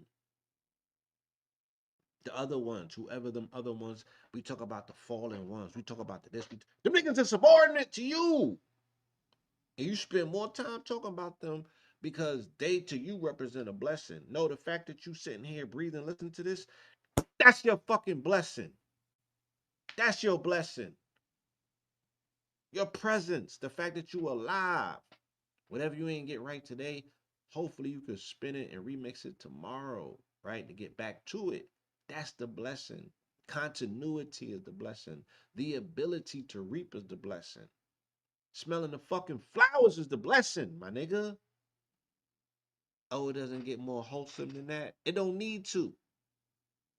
It don't need to. For you to be reminded daily of what your blessing is. So you could compound your blessings by being grateful, by practicing gratitude and gratitude, right? Your blessings don't have to be so goddamn robust. It could be as simple as the fact that your ass woke up today and you breathe in and you physically able to hear this sermon, right? Let's start there. I ain't say that your blessings can't go up, but let's start there. Don't make this thing too complicated, man. The excellence of wisdom. The Lord created me as his first cause before his works of old. From everlasting I was established, from the beginning, before the earth began. When there were no watery depths, I was brought forth when those springs were overflowing with water. Now, who's talking? Right? Because we in the Old Testament. Is this Jesus? So who's speaking? Right? Who's speaking to say that, quote unquote, these blessings existed, right? That your blessing is your creation that predates the sun. I told you, if you're primarily composed of water, the water is older than the sun. So the sun is subordinate to you, but not in the way in which you have an adverse relationship to it. You treat it as you treat your father. You might be older than your pops, but you still treat him like dad, right? You even might think that you more seasoned than your father, but you gotta respect him as dad.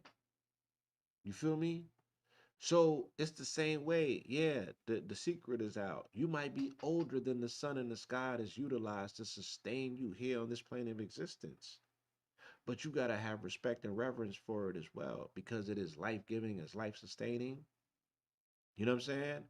And it works in conjunction in this ecosystem where it provides and plays a role that is central and integral to your existence. Let's show some appreciation for that. But be mindful and remind yourself that the Lord created you as the first cause, right? Before his works are old. So it can even be countered that you might even predate the angels. You feel me? You are ancient, archaic protoplasma. I I might be here on my millionth trip doing this, right? With this recycled spacesuit that I'm in, right?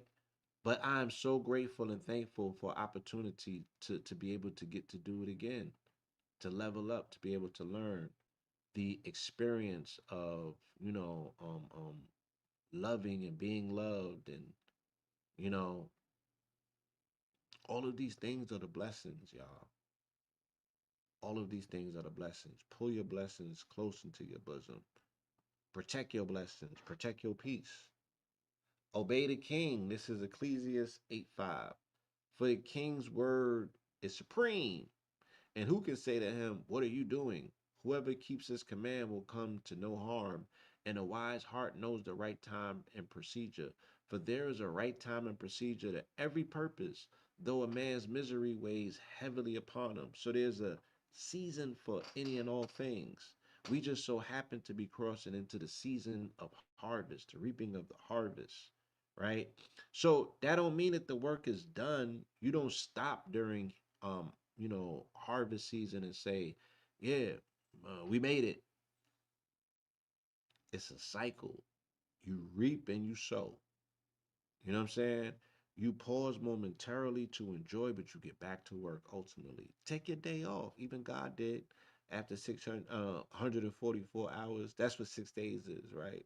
Shout out to King Simon, right? 6 days is 144 hours. And then God took a break, right? Take your break, get your sustenance, get your nourishment, but know that there's still work out there in the field, proverbially to be done. You know what I'm saying? So let's get back out there and do this work. For man was allotted to toil in the fields because of the original sin, right? That's what they tell us.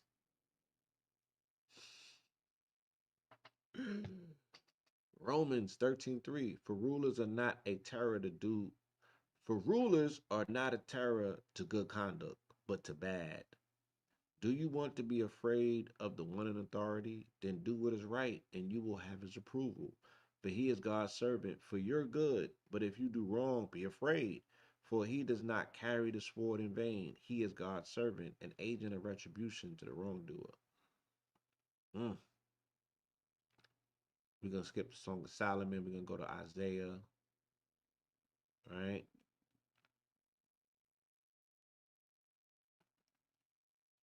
And Isaiah goes to 22 as well. Darkness and light. This is perfect. We opened up speaking about this and we sprinkled it throughout the convo. So here we go. They will roam the land dejected and hungry. When they are famished, they will become enraged, and looking upward, they will curse their king and their God. Then they will look to the earth and see only distress and darkness and the gloom of anguish, and they will be driven into utter darkness. Right? Um, don't let that not be you. Feel me? Let that not be you. Joel 2:2, a day of darkness and gloom, a day of clouds and blackness, like the dawn overspreading the mountains, a great and strong army appears, such as never was of old, nor will ever be in ages to come. Man, I be seeing them clouds over New York. I be like, man, what's going on in the atmosphere? Feel me? And I guess that's the juxtaposition that a city at this particular time at its heights with so many blessings, such prominence in the limelight. My sound is low. My sound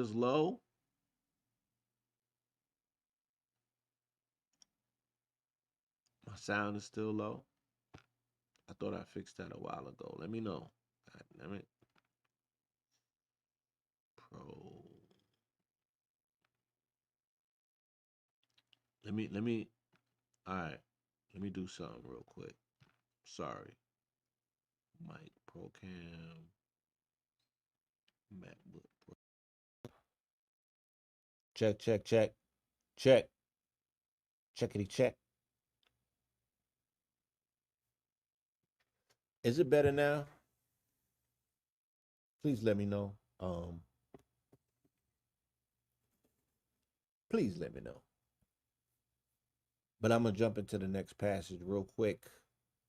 Jeremiah weeps for his people. All right, this is 8:22. For the brokenness of the daughter of my people, I am crushed. I mourn, horror has gripped me. Is there no balm in Gilead? Is no physician there? Why then has the health of the daughter of my people not been restored? I weep for the same thing, my ninja, right? I weep for the same thing. Like I've been hearing, I was at an event the other day and I was hearing about the mortality rate again, even here in the city of Atlanta, especially, right? People love to say that they're Grady babies. Um, I clearly remember Joel Pookrum speaking about what takes place in the basement of Grady Hospital. And no disrespect to the Atlanta natives, to the Atlanteans, none of that, right? No disrespect to none of you guys. I'm not coming for you. I'm just saying that I remember the conditions that Grady Hospital has been experimental on melanated people since the Atlanta child murders, right? So, can you fathom what level of experimentation must be taking place in these cultural institutions called hospitals, right? So, the mortality rate, the fact that melanated women are not necessarily making it out of the hospital after giving birth or even on hospital visits, right? This is a lot that's taking place behind enemy lines, in these spaces and places that we're sending would appear to be what seems to be or what and they're not being returned in the same manner. Like when is the line gonna be drawn? Like once again, when are we gonna have these contingency meetings? When are we gonna put our minds together to really zero in on what's going on? Because when they start tinkering with the babies, when they start tinkering with prenatal care, and they start getting in them spaces and places, like by the time you figure out what may potentially be going on, it can be potentially too late, right? I also, yeah, man, like the more that these files come out and they're telling you how these people operate as eugenicists, what they be thinking, and how deep their influence goes, meaning the funding dollars, right, can impact and affect so many different things that we may be potentially overlooking because everything seems to be for sale, right? And these people got more than enough money to buy into whatever they need to get done. We need to know that what's taking place in these hospitals with these melanated sisters is not part of a deliberate agenda, right? To do them harm, because that's what it seems like. And I'm not being conspiratorial. I'm I'm I'm listening to the numbers and they are out of control. And they speak to a national dilemma that if the numbers continue like that, they can't be consistent. We got to change the tide. And we got to figure out what's going on. And we got to do better if that's the case because they're catching them when they're most vulnerable and it's just not a good look, y'all. I don't know why so much energy in this community has to be expended to explain to people that the women and the children have to be protected. Then you got to come up with excuses. Then you got to incentivize niggas. Then you got to speak tough and all types of crazy shit when it's like, yo, can you not see how detrimental it would be if we didn't have women? If we didn't have healthy women? If we didn't have women that was compliant?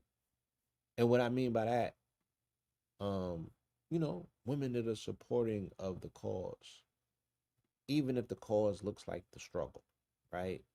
Because yeah, I'm running into that a lot. Like a lot of people don't even want to identify with the concept, the term, or the label.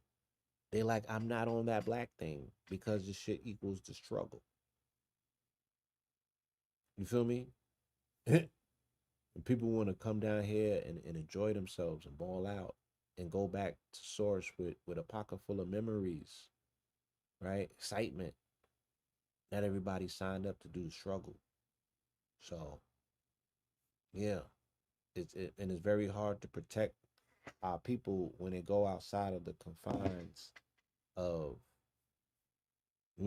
our purview. Like, you up in the mountains with them doing what?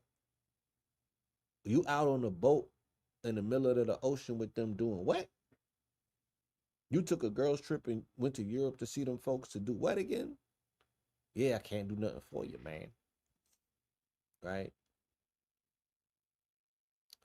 Ezekiel 23:8, the adultery of Ohala and Oholiba. She offered sexual favors to all of the elite of Assyria. She defiled herself with all of the idols and those for whom she lusted. She did not give up the prostitution she began in Egypt when men slept with her in her youth, caressed her virgin bosom, and poured out their lust upon her. Therefore, I delivered her into the hands of her lovers, the Assyrians for whom she lusted. Woo. They talk crazy about somebody's daughter in this joint. Ezekiel 27. I said to them, each of you must throw away the abominations before his eyes, and you must not defile yourselves with the idols of Egypt. I am the Lord your God. But they rebelled against me and refused to listen. None of them cast away the abominations before their eyes, and they did not forsake the idols of Egypt. So I resolved to pour out my wrath upon them and vent my anger against them in the land of Egypt. Daniel,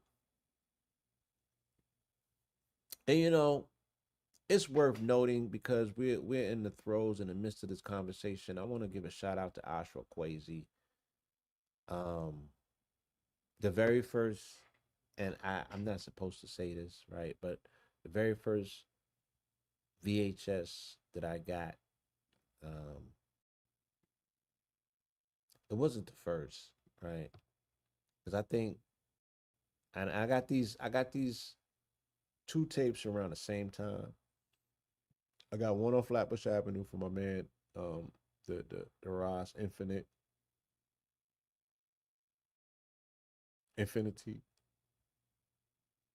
and that was Phil Valentine, X Men Decoded. And then the next one that I got was Ashra Kwesi, African Origins of Christianity. And Ashra Kwesi went to Kemet. And this video was showing me the walls of Kemet. And this video was showing me where sand had rescinded. And they had narrative going all the way down the walls that was already buried underneath the sand. And all of these stories that we're hearing out of the Bible came out of Kemet. And it did so much for me. I wasn't even in the church at that time, but I think I might have been one of the few who were under the spell. So it did so much to relieve so much heaviness from my heart that I can, yeah, it just relieved the heaviness. It showed the origins, and it took it back to where it was actually lifted from, off of those walls right in Kemet. And I was just like, you dirty MFers, like, how dare you? Did you gonna remix these people's entire history and their legacy and then turn around and hate on them because they no longer physically here, but they exist. You know what I'm saying? In the hearts and the minds of those who remember. Yeah, I took offense to that. You know what I'm saying? I just thought that that was low down and dirty. But when I saw that VHS, it also was a redeeming, relieving um, situation where I was like, wow, look at all this information. Look at the majesty of our ancestors. They didn't leave nothing out. They recorded everything and they put it where you can see it. So I'm like, the people in the world is just dumb at this point. They're just complacent, and they're not doing the research. They're not looking, but not everybody wants to know. And some things people don't want to go out and look for. They want some things to fall in their lap. They want it to be right in front of their face. Gabriel interprets Daniel's vision. Daniel 8:23. The four horns that replace the broken one represent four kingdoms that will rise from that nation, but will not have the same power. In the latter part of their reign, when a rebellion was reached its full measure, an insolent king, skilled in intrigue, will come to the throne. His power will be great, but it will not be his own. He will cause terrible destruction and succeed in whatever he does. He will destroy the mighty men, he will destroy the mighty men along with the holy people. Damn, it's a bad omen. Daniel 11:36. Then the king will do as he pleases and will exalt and magnify himself above every god, and he will speak monstrous things against the God of gods. He will be successful until the time of wrath is completed, for what has been decreed must be accomplished. Right? So yeah, our and it's arguably, right? Many have argued, is what we're seeing with Trump, is it a decree? Has it been decreed? And if from where, from who, right? It would seem that he moves with an ordained hand to a degree. There's a lot that he gets done that he shouldn't be getting done, but he gets it done nonetheless. So what are we watching? What are we looking at? Right? People got think pieces on everything else, but they refuse to look at this shit in his face and call it for what it is. This ain't normal. There's a level of providence that surrounds um the plays that this dude makes, right? Something is working with him. What that thing is, I'm gonna leave it up to you to call. But god damn it, this ain't normal. What you seeing ain't normal. Israel will reap the whirlwind. They set up kings, but not by me. They make princes, but without my approval. With their silver and gold, they make themselves idols to their own destruction. He has rejected your cow, O Samaria. My anger burns against them. How long will he be incapable of innocence? For this thing is from Israel. A craftsman made it, and it is not God. It will be broken to pieces. The calf of Samaria. So he really ain't like that golden calf. 2 Kings 17:16.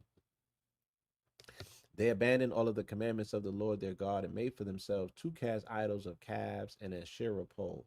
They bowed down to all of the hosts of heaven and served Baal. They sacrificed their sons and daughters in the fire and practiced divination and soothsaying. They devoted themselves to doing evil in the sight of the Lord, provoking him to anger. So the Lord was very angry with Israel, and he removed them from his presence. Only the tribe of Judah remained. I could go on and on and on. No need to, right? We're extending grace on this Sunday so we can get through this information. But goddamn, my nigga, Amos 8:5. The basket of ripe fruits, time to reap the harvest. Hear this, you who trample the needy, who do away with the poor of the land, asking, when will the new moon be over that we may sell grain? When will the Sabbath end that we may market wheat? Let us reduce the ephah and increase the shekel. Let us cheat with dishonest scales. Let us buy the poor with silver and the needy for a pair of sandals, selling even the shaft with the wheat. Mm. Whew. Dirty, dirty hustlers, right? He talking about them dirty hustlers. Ezekiel 46:1. This is what the Lord God says. The gate of the inner court that faces east must be kept shut during the 6 days of work, but on the Sabbath day and on the day of the new moon it should be opened. The prince is to enter from the outside through the portico of the gateway and stand by the gatepost while the priest sacrifices burnt offerings and peace offerings. He is to bow and worship at the threshold of the gate and then depart. But the gate must not be shut until evening. On the Sabbaths and new moons, the people of the land are also to bow and worship before the Lord at the entrance of that gateway. Right? So they definitely observed their new moon observations. Right? It was central and vital to their culture and their tradition. Why? Because new moons is when you plant. Right? New moons are when you sow. So you can ultimately reap.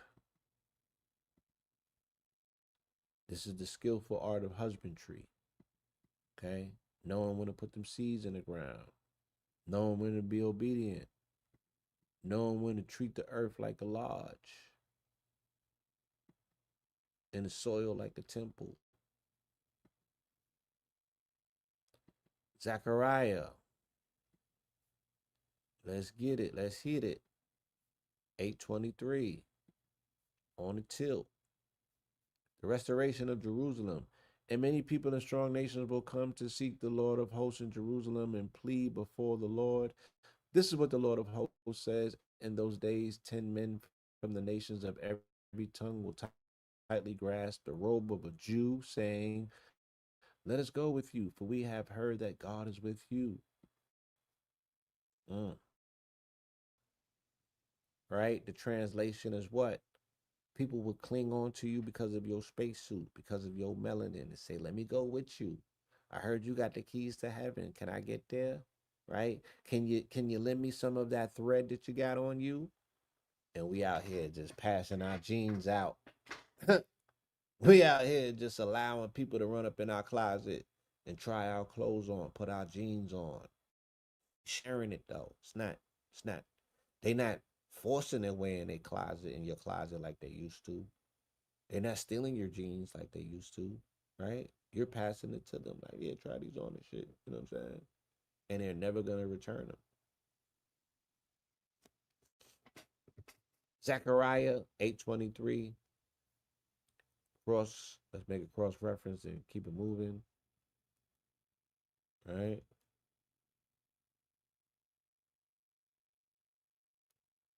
They gonna want to go with you. You're amongst the chosen.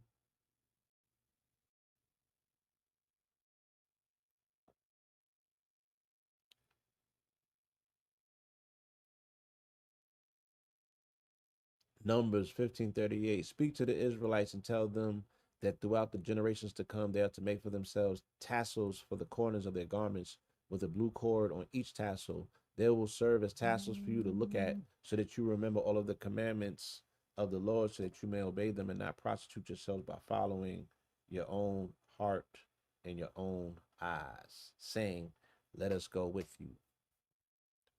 So do they got tassels so people can go with them? You supposed to be holding on to the tassels? Is that the tassel science?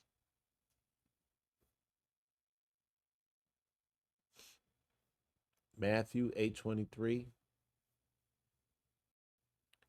Jesus calms the storm.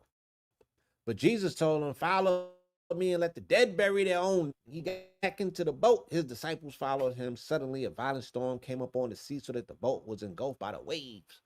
But Jesus was sleeping. You know what I'm saying? Nigga was sleeping like, come on now. So that's like if he was on an odyssey trying to get back home, right? When they went the when they went awry with Cyclops, and then they got the curse of Poseidon put on them, and then they hit the ocean, and the shit was mad choppy, right? They trying to say that Jesus was asleep during that time. If you could use that analogy, that's being hella chill. You know what I'm saying? That's not having a worry in the world. That's you knowing the conclusion before you get there. Or you was on some good stuff. You know what I'm talking about? He was on some good stuff, Jesus.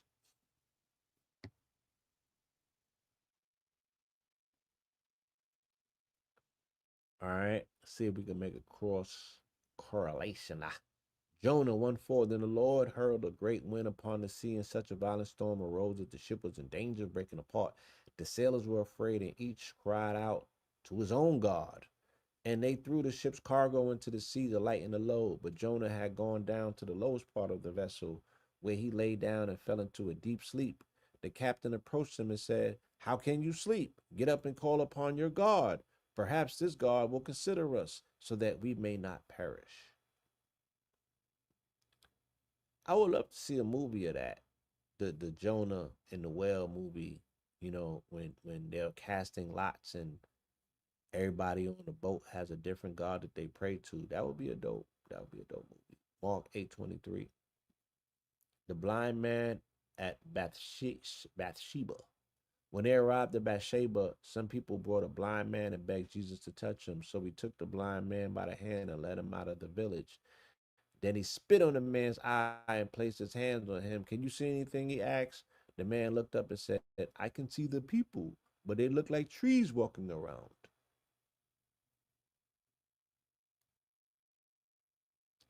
Son said, hold on. He spit on the man's eye. Look, man, don't none of you stingless bee honey niggas think that you gonna turn around and start spitting in niggas' eyes when you run out of honey. Okay? Let's not start that. Like, don't make that a trend and then be referencing this motherfucking scripture to say, oh, you niggas ain't know I had the anointed spit. You know what I'm saying? I got the spit of Solomon in me, my nigga. Yeah, just open up your eye and lay back. Let me spit in it. Yeah, let's not start that. Please. All right? I'm asking for a friend. You feel me? Please.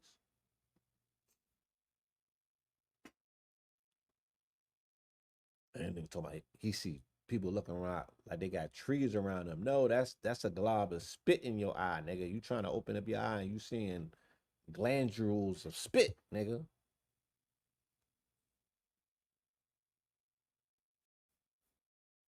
All right, let's keep it moving, man. Y'all know how this New Testament shit go. To start, she starts reading like Hallmark cards and shit. You know what I'm saying? The Old Testament reads like dark horribles. I can't even like deep. You know what I'm saying? The New Testament reads like a Hallmark card.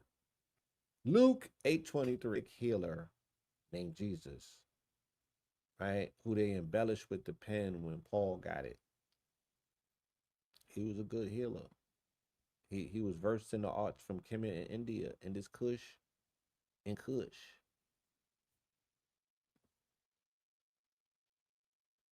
Okay, somebody said Raekwon with Palantir cream. All right. I I had wrote a piece on the Woo a few years ago, and I shared it with a few people, and they asked me not to put it out because it was crazy. Um, it yeah, it was. I was going for jugglers, and I was upset that I think it was around the time Ghost had put some new music out and Ray was coming out, and I was just like, y'all niggas is 50 talking about the coke shit, the coke dreams. Like, where's the lead? I'm just tired of the genre at the moment. And I was just really, I've always been upset with Wu Tang because they was the last vestige of consciousness, and they kind of laid down in New York. They got tricked out of their own lane by trying to play the Wu Gambino thing with with um with Bad Boy at the wrong time. Bad Boy had, you know, way too much going for them. And Biggie's with the shits. You know, there's no consciousness in Biggie. So it's like you can't play consciousness jumping in and out and then tell us that cash rules everything around you. That that's a dilemma they were aiming for. But when you're dealing with a lot of mathematics and you're dealing with information that the God body is the God, you can't serve two masters. So I already knew that it was a tragedy waiting to happen. But I also knew that Wu Tang crystallized the contradiction of consciousness in a way in which no other group could. Wu Tang is the perfect example of why New York is what it is, how it ended up, and why consciousness also took turns that it did. You know what I'm saying? So I was never a fan of the theme cash rules everything around me, because whoever prints the money is your God, is your master. You're going to find yourself in the same situation the ancient Hebrews did, or the modern day ones for that matter, lost in the sauce, right? Chasing false idols. You cannot worship money. Cash cannot rule everything around you. Why not contracts, right? Why not currency without it being cash? Cash can't be king in a world that we don't print the money, my nigga, right? So to see him at Palantir, to me, in my observation, to me, it's on brand. To me, you feel me? To me, to hear Ghostface talking about he's praying to God and shit, like I'm like, isn't that a false god? So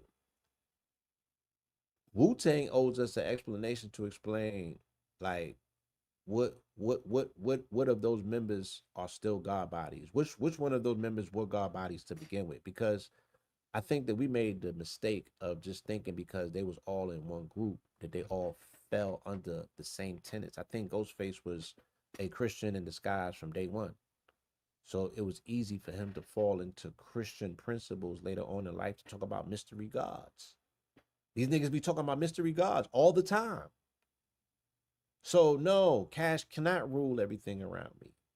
You feel me? And I'm not surprised to see niggas at Palantir. Cause that is just the crystallization and the confirmation of, once again, the contracts that these people be binding themselves to. I'm not saying that niggas knowingly signed up with techno feudalists. I'm just saying that you're serving the same purpose. You're worshiping the same demonic gods that these people are professing. And the thing about AI, just like the thing about Wu Tang, like Wu Tang killed consciousness because of the contradictions. AI is the final step to take God out of the equation because God only exists in the variables. When you take the variables out, God can't exist. Technology will trump spirituality in this modern day context, right? Let me explain and give you an example how, right? And we were just having this conversation. Bobby Hemmett used to share with us a visualization technique, right? And again, this is me being unapologetic. I hope your children ain't in the room, right? I don't give a fuck what people think. When it comes to the validation of information, right? If certain information has already passed the metric test, I don't care what you think about the information, where it came from. My nigga, it works. Did you do it yet? Or you got something superior? Then shut up. So that's how I feel because we be having to over explain ourselves. And sometimes things are fucking irrational, my nigga, and you can't explain it rationally. So Bobby Hemmett told us when we're driving to envision and poo on the ceiling of our car, or what we call Anubis, right? He says specifically though that the ears should be pointed up and the tail should be pointed up, right? Now I'm not gonna give you all the information, right, in the world on my activities, but from like 99 to 2000, maybe to now, I can't say now, a little earlier than that. I used to travel from New York to Atlanta doing 90 on the highway, and I've never had a license a day in my life. Never, right? Not one day. I don't know if I'm supposed to be saying this. Anyway, I do 90 past the police in South Carolina. I'm just trying to give you an idea of how reckless certain things used to take place on the highways, right? Going back and forth. I'm hydroplaning at some points. Like I'm going so I don't know how to drive slow. I drive fast. I have a lead foot. Past the police, South Carolina. Now I don't know if it's the power of imagination or if these things that Bobby was telling us actually work. Because Bobby will tell you, you're gonna have to have faith because I'm gonna show you some shit that I don't have proof with. Somebody hit me with the cap emoji. Great. Grant witnesses though, right? Many and plenty of them. Okay. Pat the police. The expression, I guess if you will, or the intention was, yo, I'm invisible and 12 can't see me. I'm invisible and 12 can't see me. I don't recommend you to go try this right now because we are in different times. But I'd be damned if that's not what I will always do, and it will always work for me. For me, I've never ever been pulled over, let alone locked up on some traffic shit,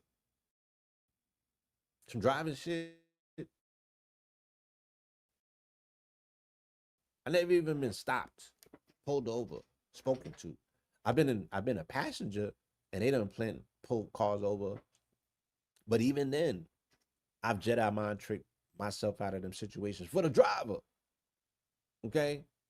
What I'm saying now is that none of that shit matters anymore.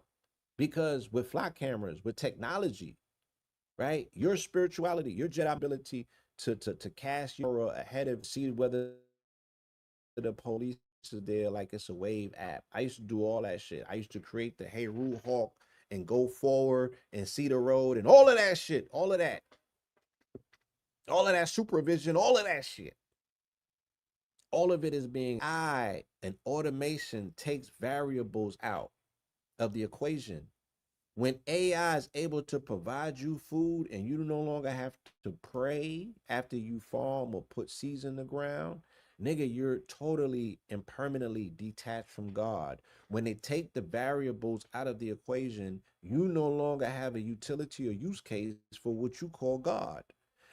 If you can be fed automatically, nigga, then there's no more praying coming from you. I'm just trying to tell you, right? That because of our inability to practice gratitude every day when things are good, bad,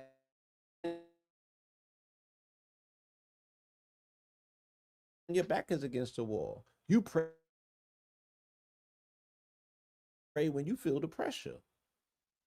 But let some shit be automated for you. Some shit be automated, you won't do it no more. And this God is a jealous God. So the fact that he's going to lose some motherfucking ground to take product of his existence is, it's not as if technology exists in a dimension all into itself and it doesn't come under the confines of something that is created by the co-creation of the creator, but it's been co-created to trump creator.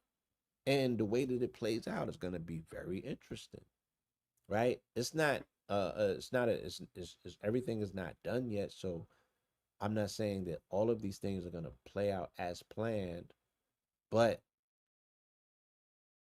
the way that they set the situation up, they've allowed themselves to edge God out of the equation by removing variables. So these atheists, techno feudalists, technocrats, and what have you, yeah. All right, somebody said I got a connection issue. I'm gonna get through this, man. So I'm gonna let you back to your beautiful days.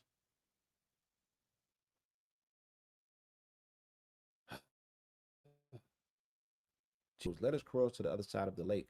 So we got into a boat with them and set out, and they sailed. He fell asleep, and a windstorm came down on the lake so that the boat was being swamped, and they were in great danger. The disciples went and woke him, saying, Master, Master, we are perishing.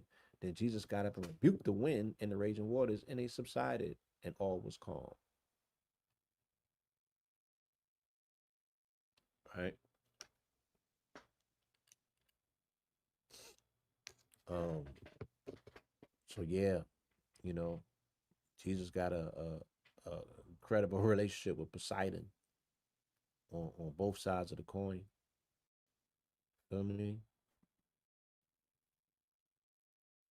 On both sides of the coin. John 8:23. Let's get it. The woman caught in adultery. So the Jews began to ask, will he kill himself? Since he says, where am I going? You cannot come. Then he told them, you are from below, I am from above. You are of this world, I am not of this world. That is why I told you that you will die in your sins. For unless you believe that I am he, you will die in your sins. He was talking crazy. He was talking crazy to them people. How you gonna talk to your children like that? Philippians 3:19, their end is destruction. Their God is their belly, and their glory is in their shame. Their minds are set on earthly things. That's deep. Me being that the etymology of the word God comes from the word gut, from the Germanic word meaning gut, right? So even the etymon or the etymology of the word God means that God is in your gut. So they again talking crazy. And the abominations, or what they call the devil, they say the abomination of man lives in the abdominals of man. So what do they mean by that? That in your gut, in your intestines, in your lining where the parasites is at, that they're making in a correlation.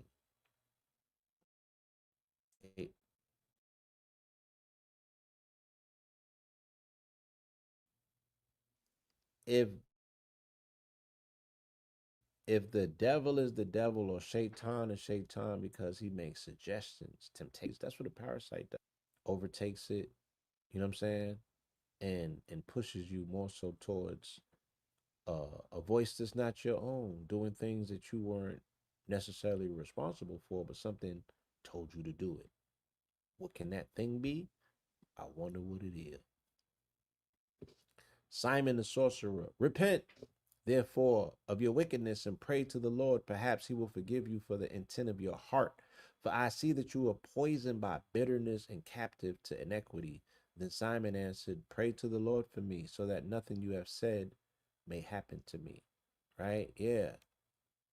Don't receive everything that has been cast your way. You can't have open hands to receive everything that is thrown at you. Some things you have to deflect. Some things you have to catch with a left hand and throw back with a right hand, right? Um, yeah, so it's the same thing that I was just saying about your own internal dialogue, your own voice in your own head. You have to do everything humanly possible to make sure that the instructions that are coming from you are from you, or as you as a conduit coming from creator, but no intermediary, right? You don't want another voice in your head. And parasites will do that. They will hack your consciousness.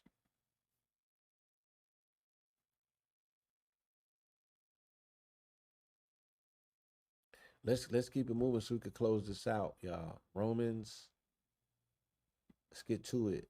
Let's get through it.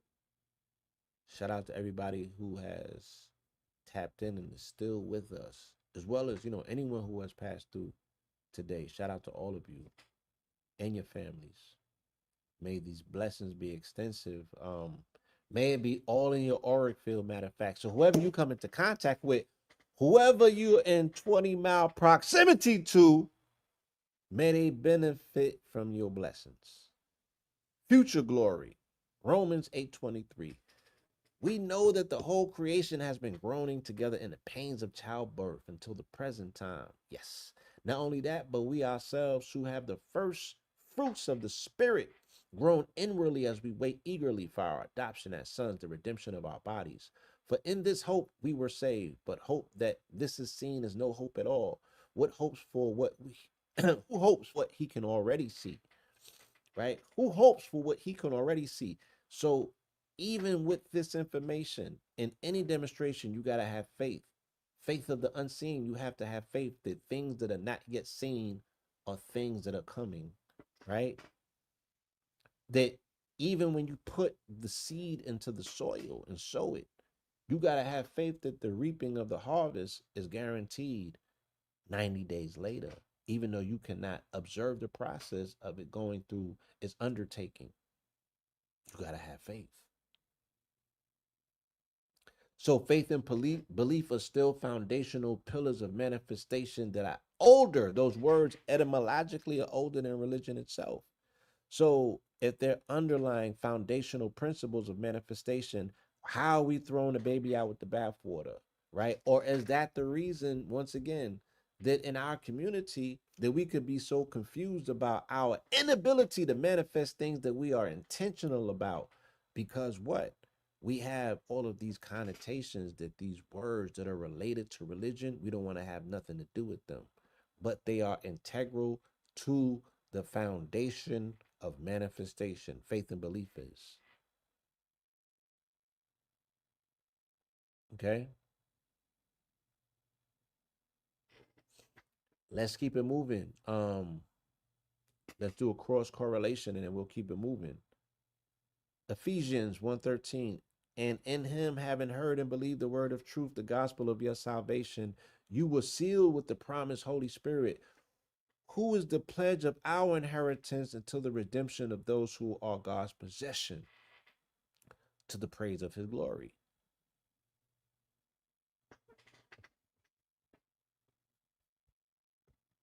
Right? So, I mean, whew, this is a lot to wrap one's mind around, right? Because they're selling you the whole kit and caboodle, and it's emotional, and it's all encompassing. Food sacrificed to idols. Let's talk about it, right? We were just speaking on this earlier. We were just speaking on this.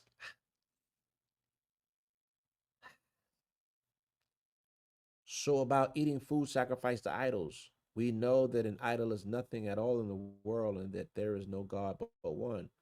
For even if there are so-called gods, whether in heaven or on earth, as there are many so-called gods and lords, yet for us there is one God, the Father, from whom all things come and from through whom all things came and through whom we exist. Granted, um, these niggas just hate it, man. I just can't explain it no other way. Like they when have they been the only game in town? Right? They was never the only game in town. And again, they just hating. I'm just, the victor gets to write the narrative of victory. There was never ever a time, literal, and you can't force nobody to accept or acquiesce to it. There was never a time when there was just Jesus reigning as God on this planet, or Yahshua, or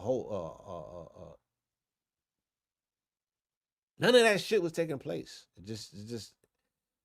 It takes an extreme amount of compliance and um, denial of history in order for any of this stuff to work because it's not consistent with the reality of just the way the historical record reads, right?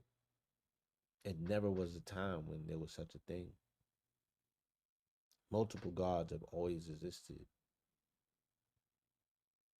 based on the personalized expression that this particular entity or deity expresses through the people who it shows up to.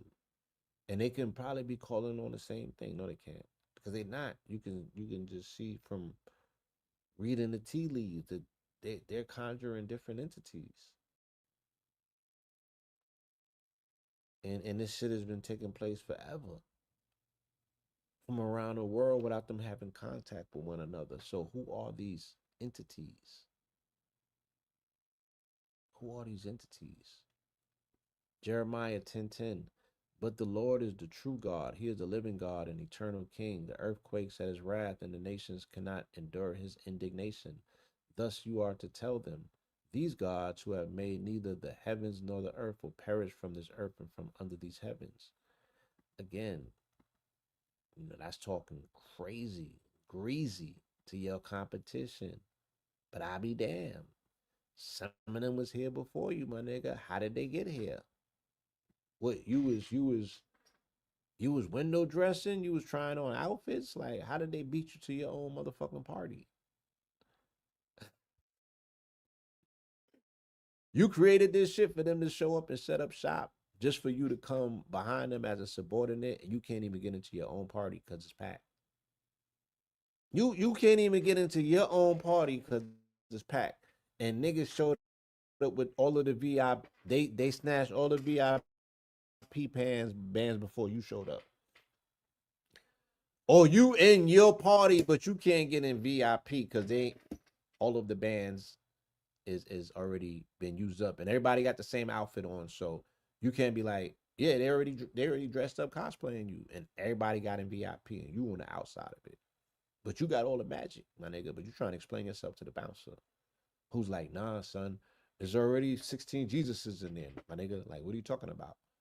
Remember that episode from American Gods when Jesus got subordinated by Ishtar? And she was like, nigga, I'm sharing my holiday with your bitch ass. Like, what are you talking about? Like, you're overshadowed by a bunny and a fat man with a red coat on. You're a third string nigga in your own narrative. I'm just saying, y'all shouldn't have had a white Jesus up there, and I'd have been more respectful. But goddamn, Titus commanded, 2 Corinthians 8:23. And we are sending along with them our brother whose earnestness has been proven many times and in many ways, and now even more so by his great confidence in you. As for Titus, he is my partner and fellow worker amongst you. As for our brothers, they are messengers of the churches and to the glory of Christ in full view of the churches. Then show these men the proof of your love and the reason for our boasting about you. It's like, get busy, nigga. Busy. Acts 15:22. Then the apostles and elders with the whole church decided to select men from amongst them to send to Antioch with Paul and Barnabas. They chose Judas called Barsabas and Silas, two leaders amongst the brothers. So this is interesting, right? Because anytime they talk about Judas in the Bible, they're speaking about Scorpio.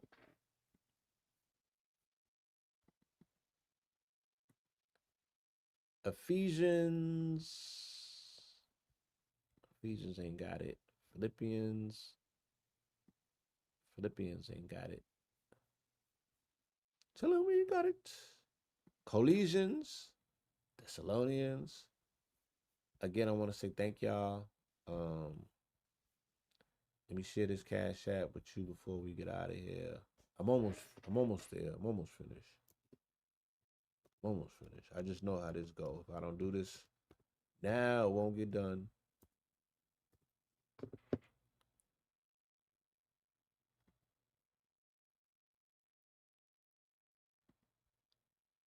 Yeah, I would love to interview. I interviewed RZA. We had a 6 hour interview. But this was some years ago. I would love to revisit that conversation. I would love to interview RZA again. I would love to interview Meth. You know what I'm saying?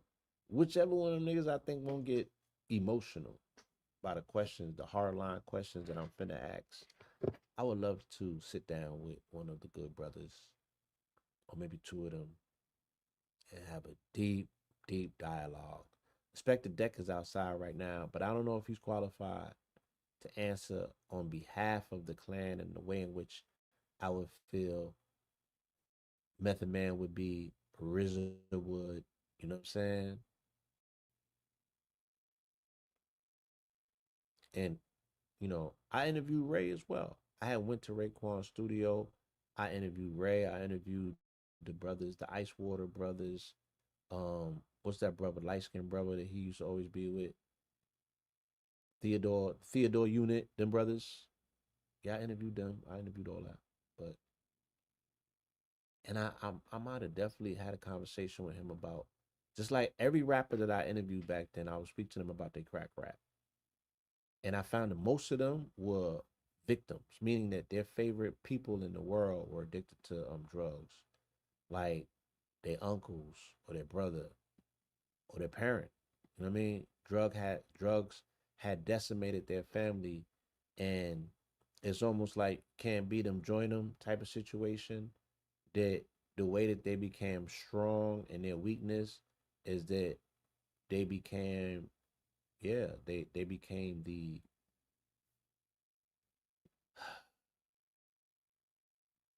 Yeah, they started glorifying the very thing that they hated the most. The thing that they despise is the thing that they built careers on.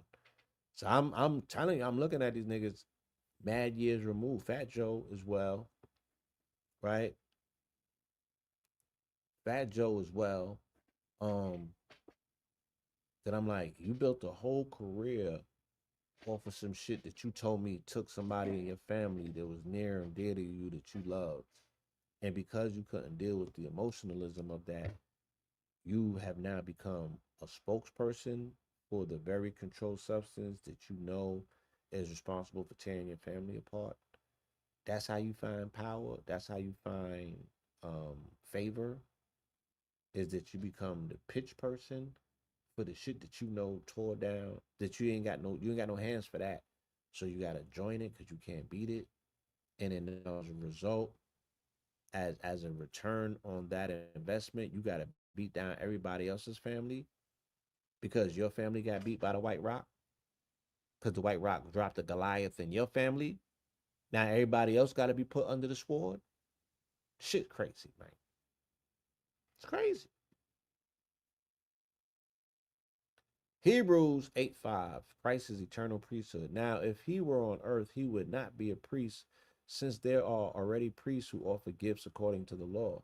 The place where they serve is a copy and shadow of what is in heaven. This is why Moses was warned when he was about to build the tabernacle. See to it that you make everything according to the pattern shown you on the mountain.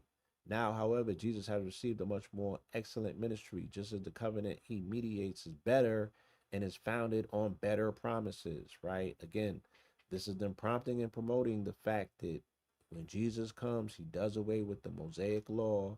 He creates a new covenant, does away with the old covenant. The Jews are no longer the chosen or special people. Circumcision is no longer mandatory or needed for the contract or the covenant. He opens up the house to everyone and brings everybody in and floods and crowds the shit, right? That's what happened. And it makes the old niggas obsolete,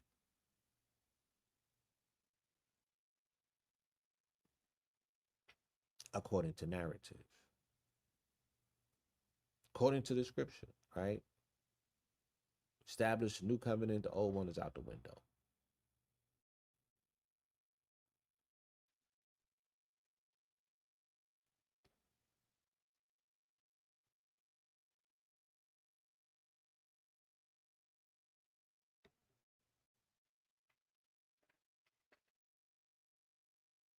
And according to them, Jesus didn't come to build temples and shit like that. He came to flip tables over in temples and explain to man that the temple and the kingdom is within, right? And you got to build that structure up.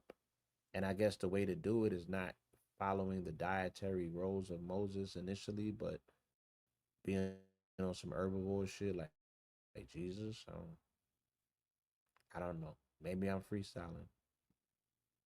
Revelations 8:5, the seventh seal, and the smoke of the incense together with the prayers of the saints rose the angel. Then the angel took the censer, filled it with fire from the altar, and hurled it to the earth. And there were peals of thunder and rumblings and flashes of lightning and an earthquake. And the seven angels with the seven trumpets prepared to sound them. All right.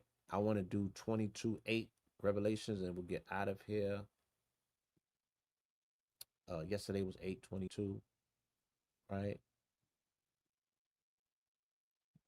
Jesus is coming. Behold, I am coming soon. Blessed is the one who keeps the word of prophecy in his book. And I am John, who heard and saw these things. And when I had heard and seen them, I fell down to worship at the feet of the angel who had shown me these things. But he said to me, do not do that. I am a fellow servant with you and your brothers, the prophets, and with those who keep the words of this book. Worship God, right? Don't fall to your knees and worship me. I'm not worthy of that. You know what I'm saying? And that's not what I'm showing up for.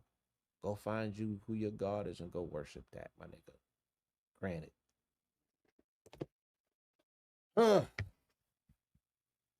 Let me see. Surah 8. We'll finish this up in the Holy Quran.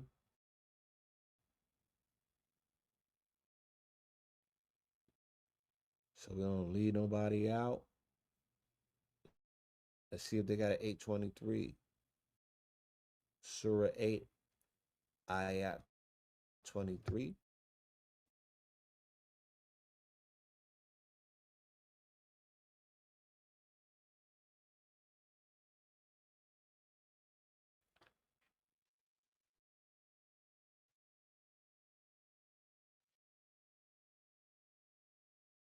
The spoils of war. Surah Anfal in the whole. See what they got for us. Hold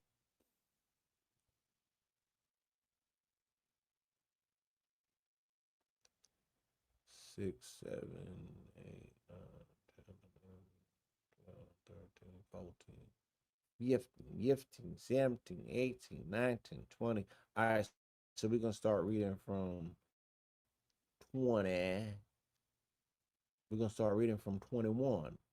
Do not be like those who say we hear, but in fact they are not listening. Indeed, the worst of all beings in the sight of Allah are the willfully deaf and dumb, who do not understand. Had Allah found any goodness in them, he would have certainly made them hear. But even if he had made them hear, they would have surely turned away heedlessly.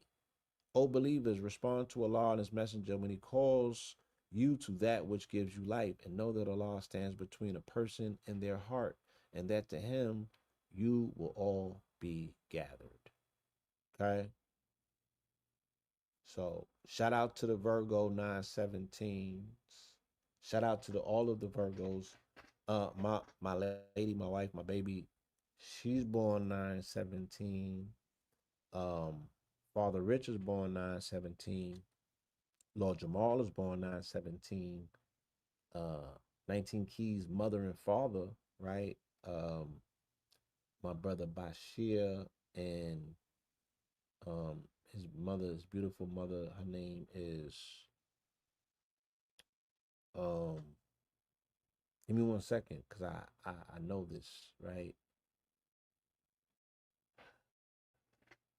I just gotta gather my thoughts, right? Man, why am I not remembering?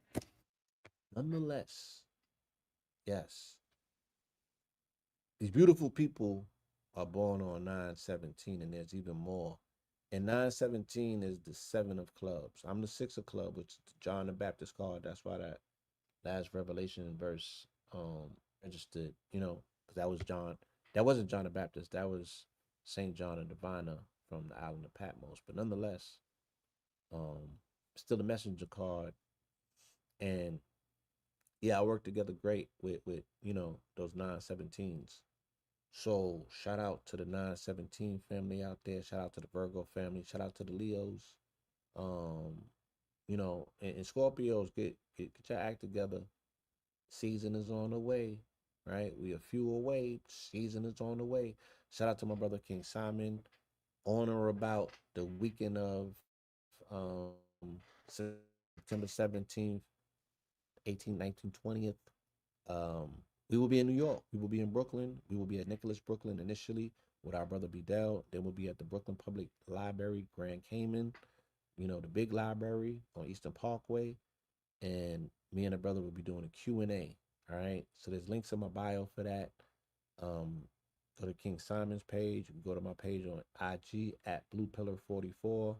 We'll also, right before that, we're going to be doing a activation strong in here in Atlanta, part two to Welcome to Atlantis, starting September 11th, 12th, and 13th. We'll have a 3-day activity out here in Atlantis. So on the 11th, on the 5th anniversary of 9/11, we're gonna do a mountain hike that morning to to consecrate a block party in the west end of Atlantis at Based in Juice, which is 875. Promoted, and then 813, we're gonna be doing album listening, hopefully with a short performance. I think it's hosted by America Sutton. So me, Red. Hopefully we can get Cam out here for that. But Voltron, the album, is currently available on thechemistry.com. Okay. And it's doing amazing. The feedback and the reviews have been stellar, right? But we definitely want to get it in more people's hands and get more feedback and create more space and opportunities for this album to be heard by a larger majority of the people on the planet. Okay, so with that, I want to say thank you. Once again, you can donate to at Miss Harvey 917 MSHJRVEY 917. I want to say thank you for joining us on this amazing episode. Reaping of the harvest. Okay, and again, next Friday we'll also be out in the we'll be out in the field in the gardens um on the east side of Atlanta, which is called East Point, and we'll be in Mama Haley's garden. And I'll put another poster and flyer up for that, so if the family can come out and join us to help harvest, right? Help to reap the harvest of this elder who has been doing work in the community upwards to about 20 years at this point. She has a beautiful farm and it is busting at this point. It's overflowing and it needs hand power and manpower to help, you know, again, get all the goodies. You know what I'm saying? Before the worms do. So with that, I want to say thank you. Appreciate you. Until next time. Peace.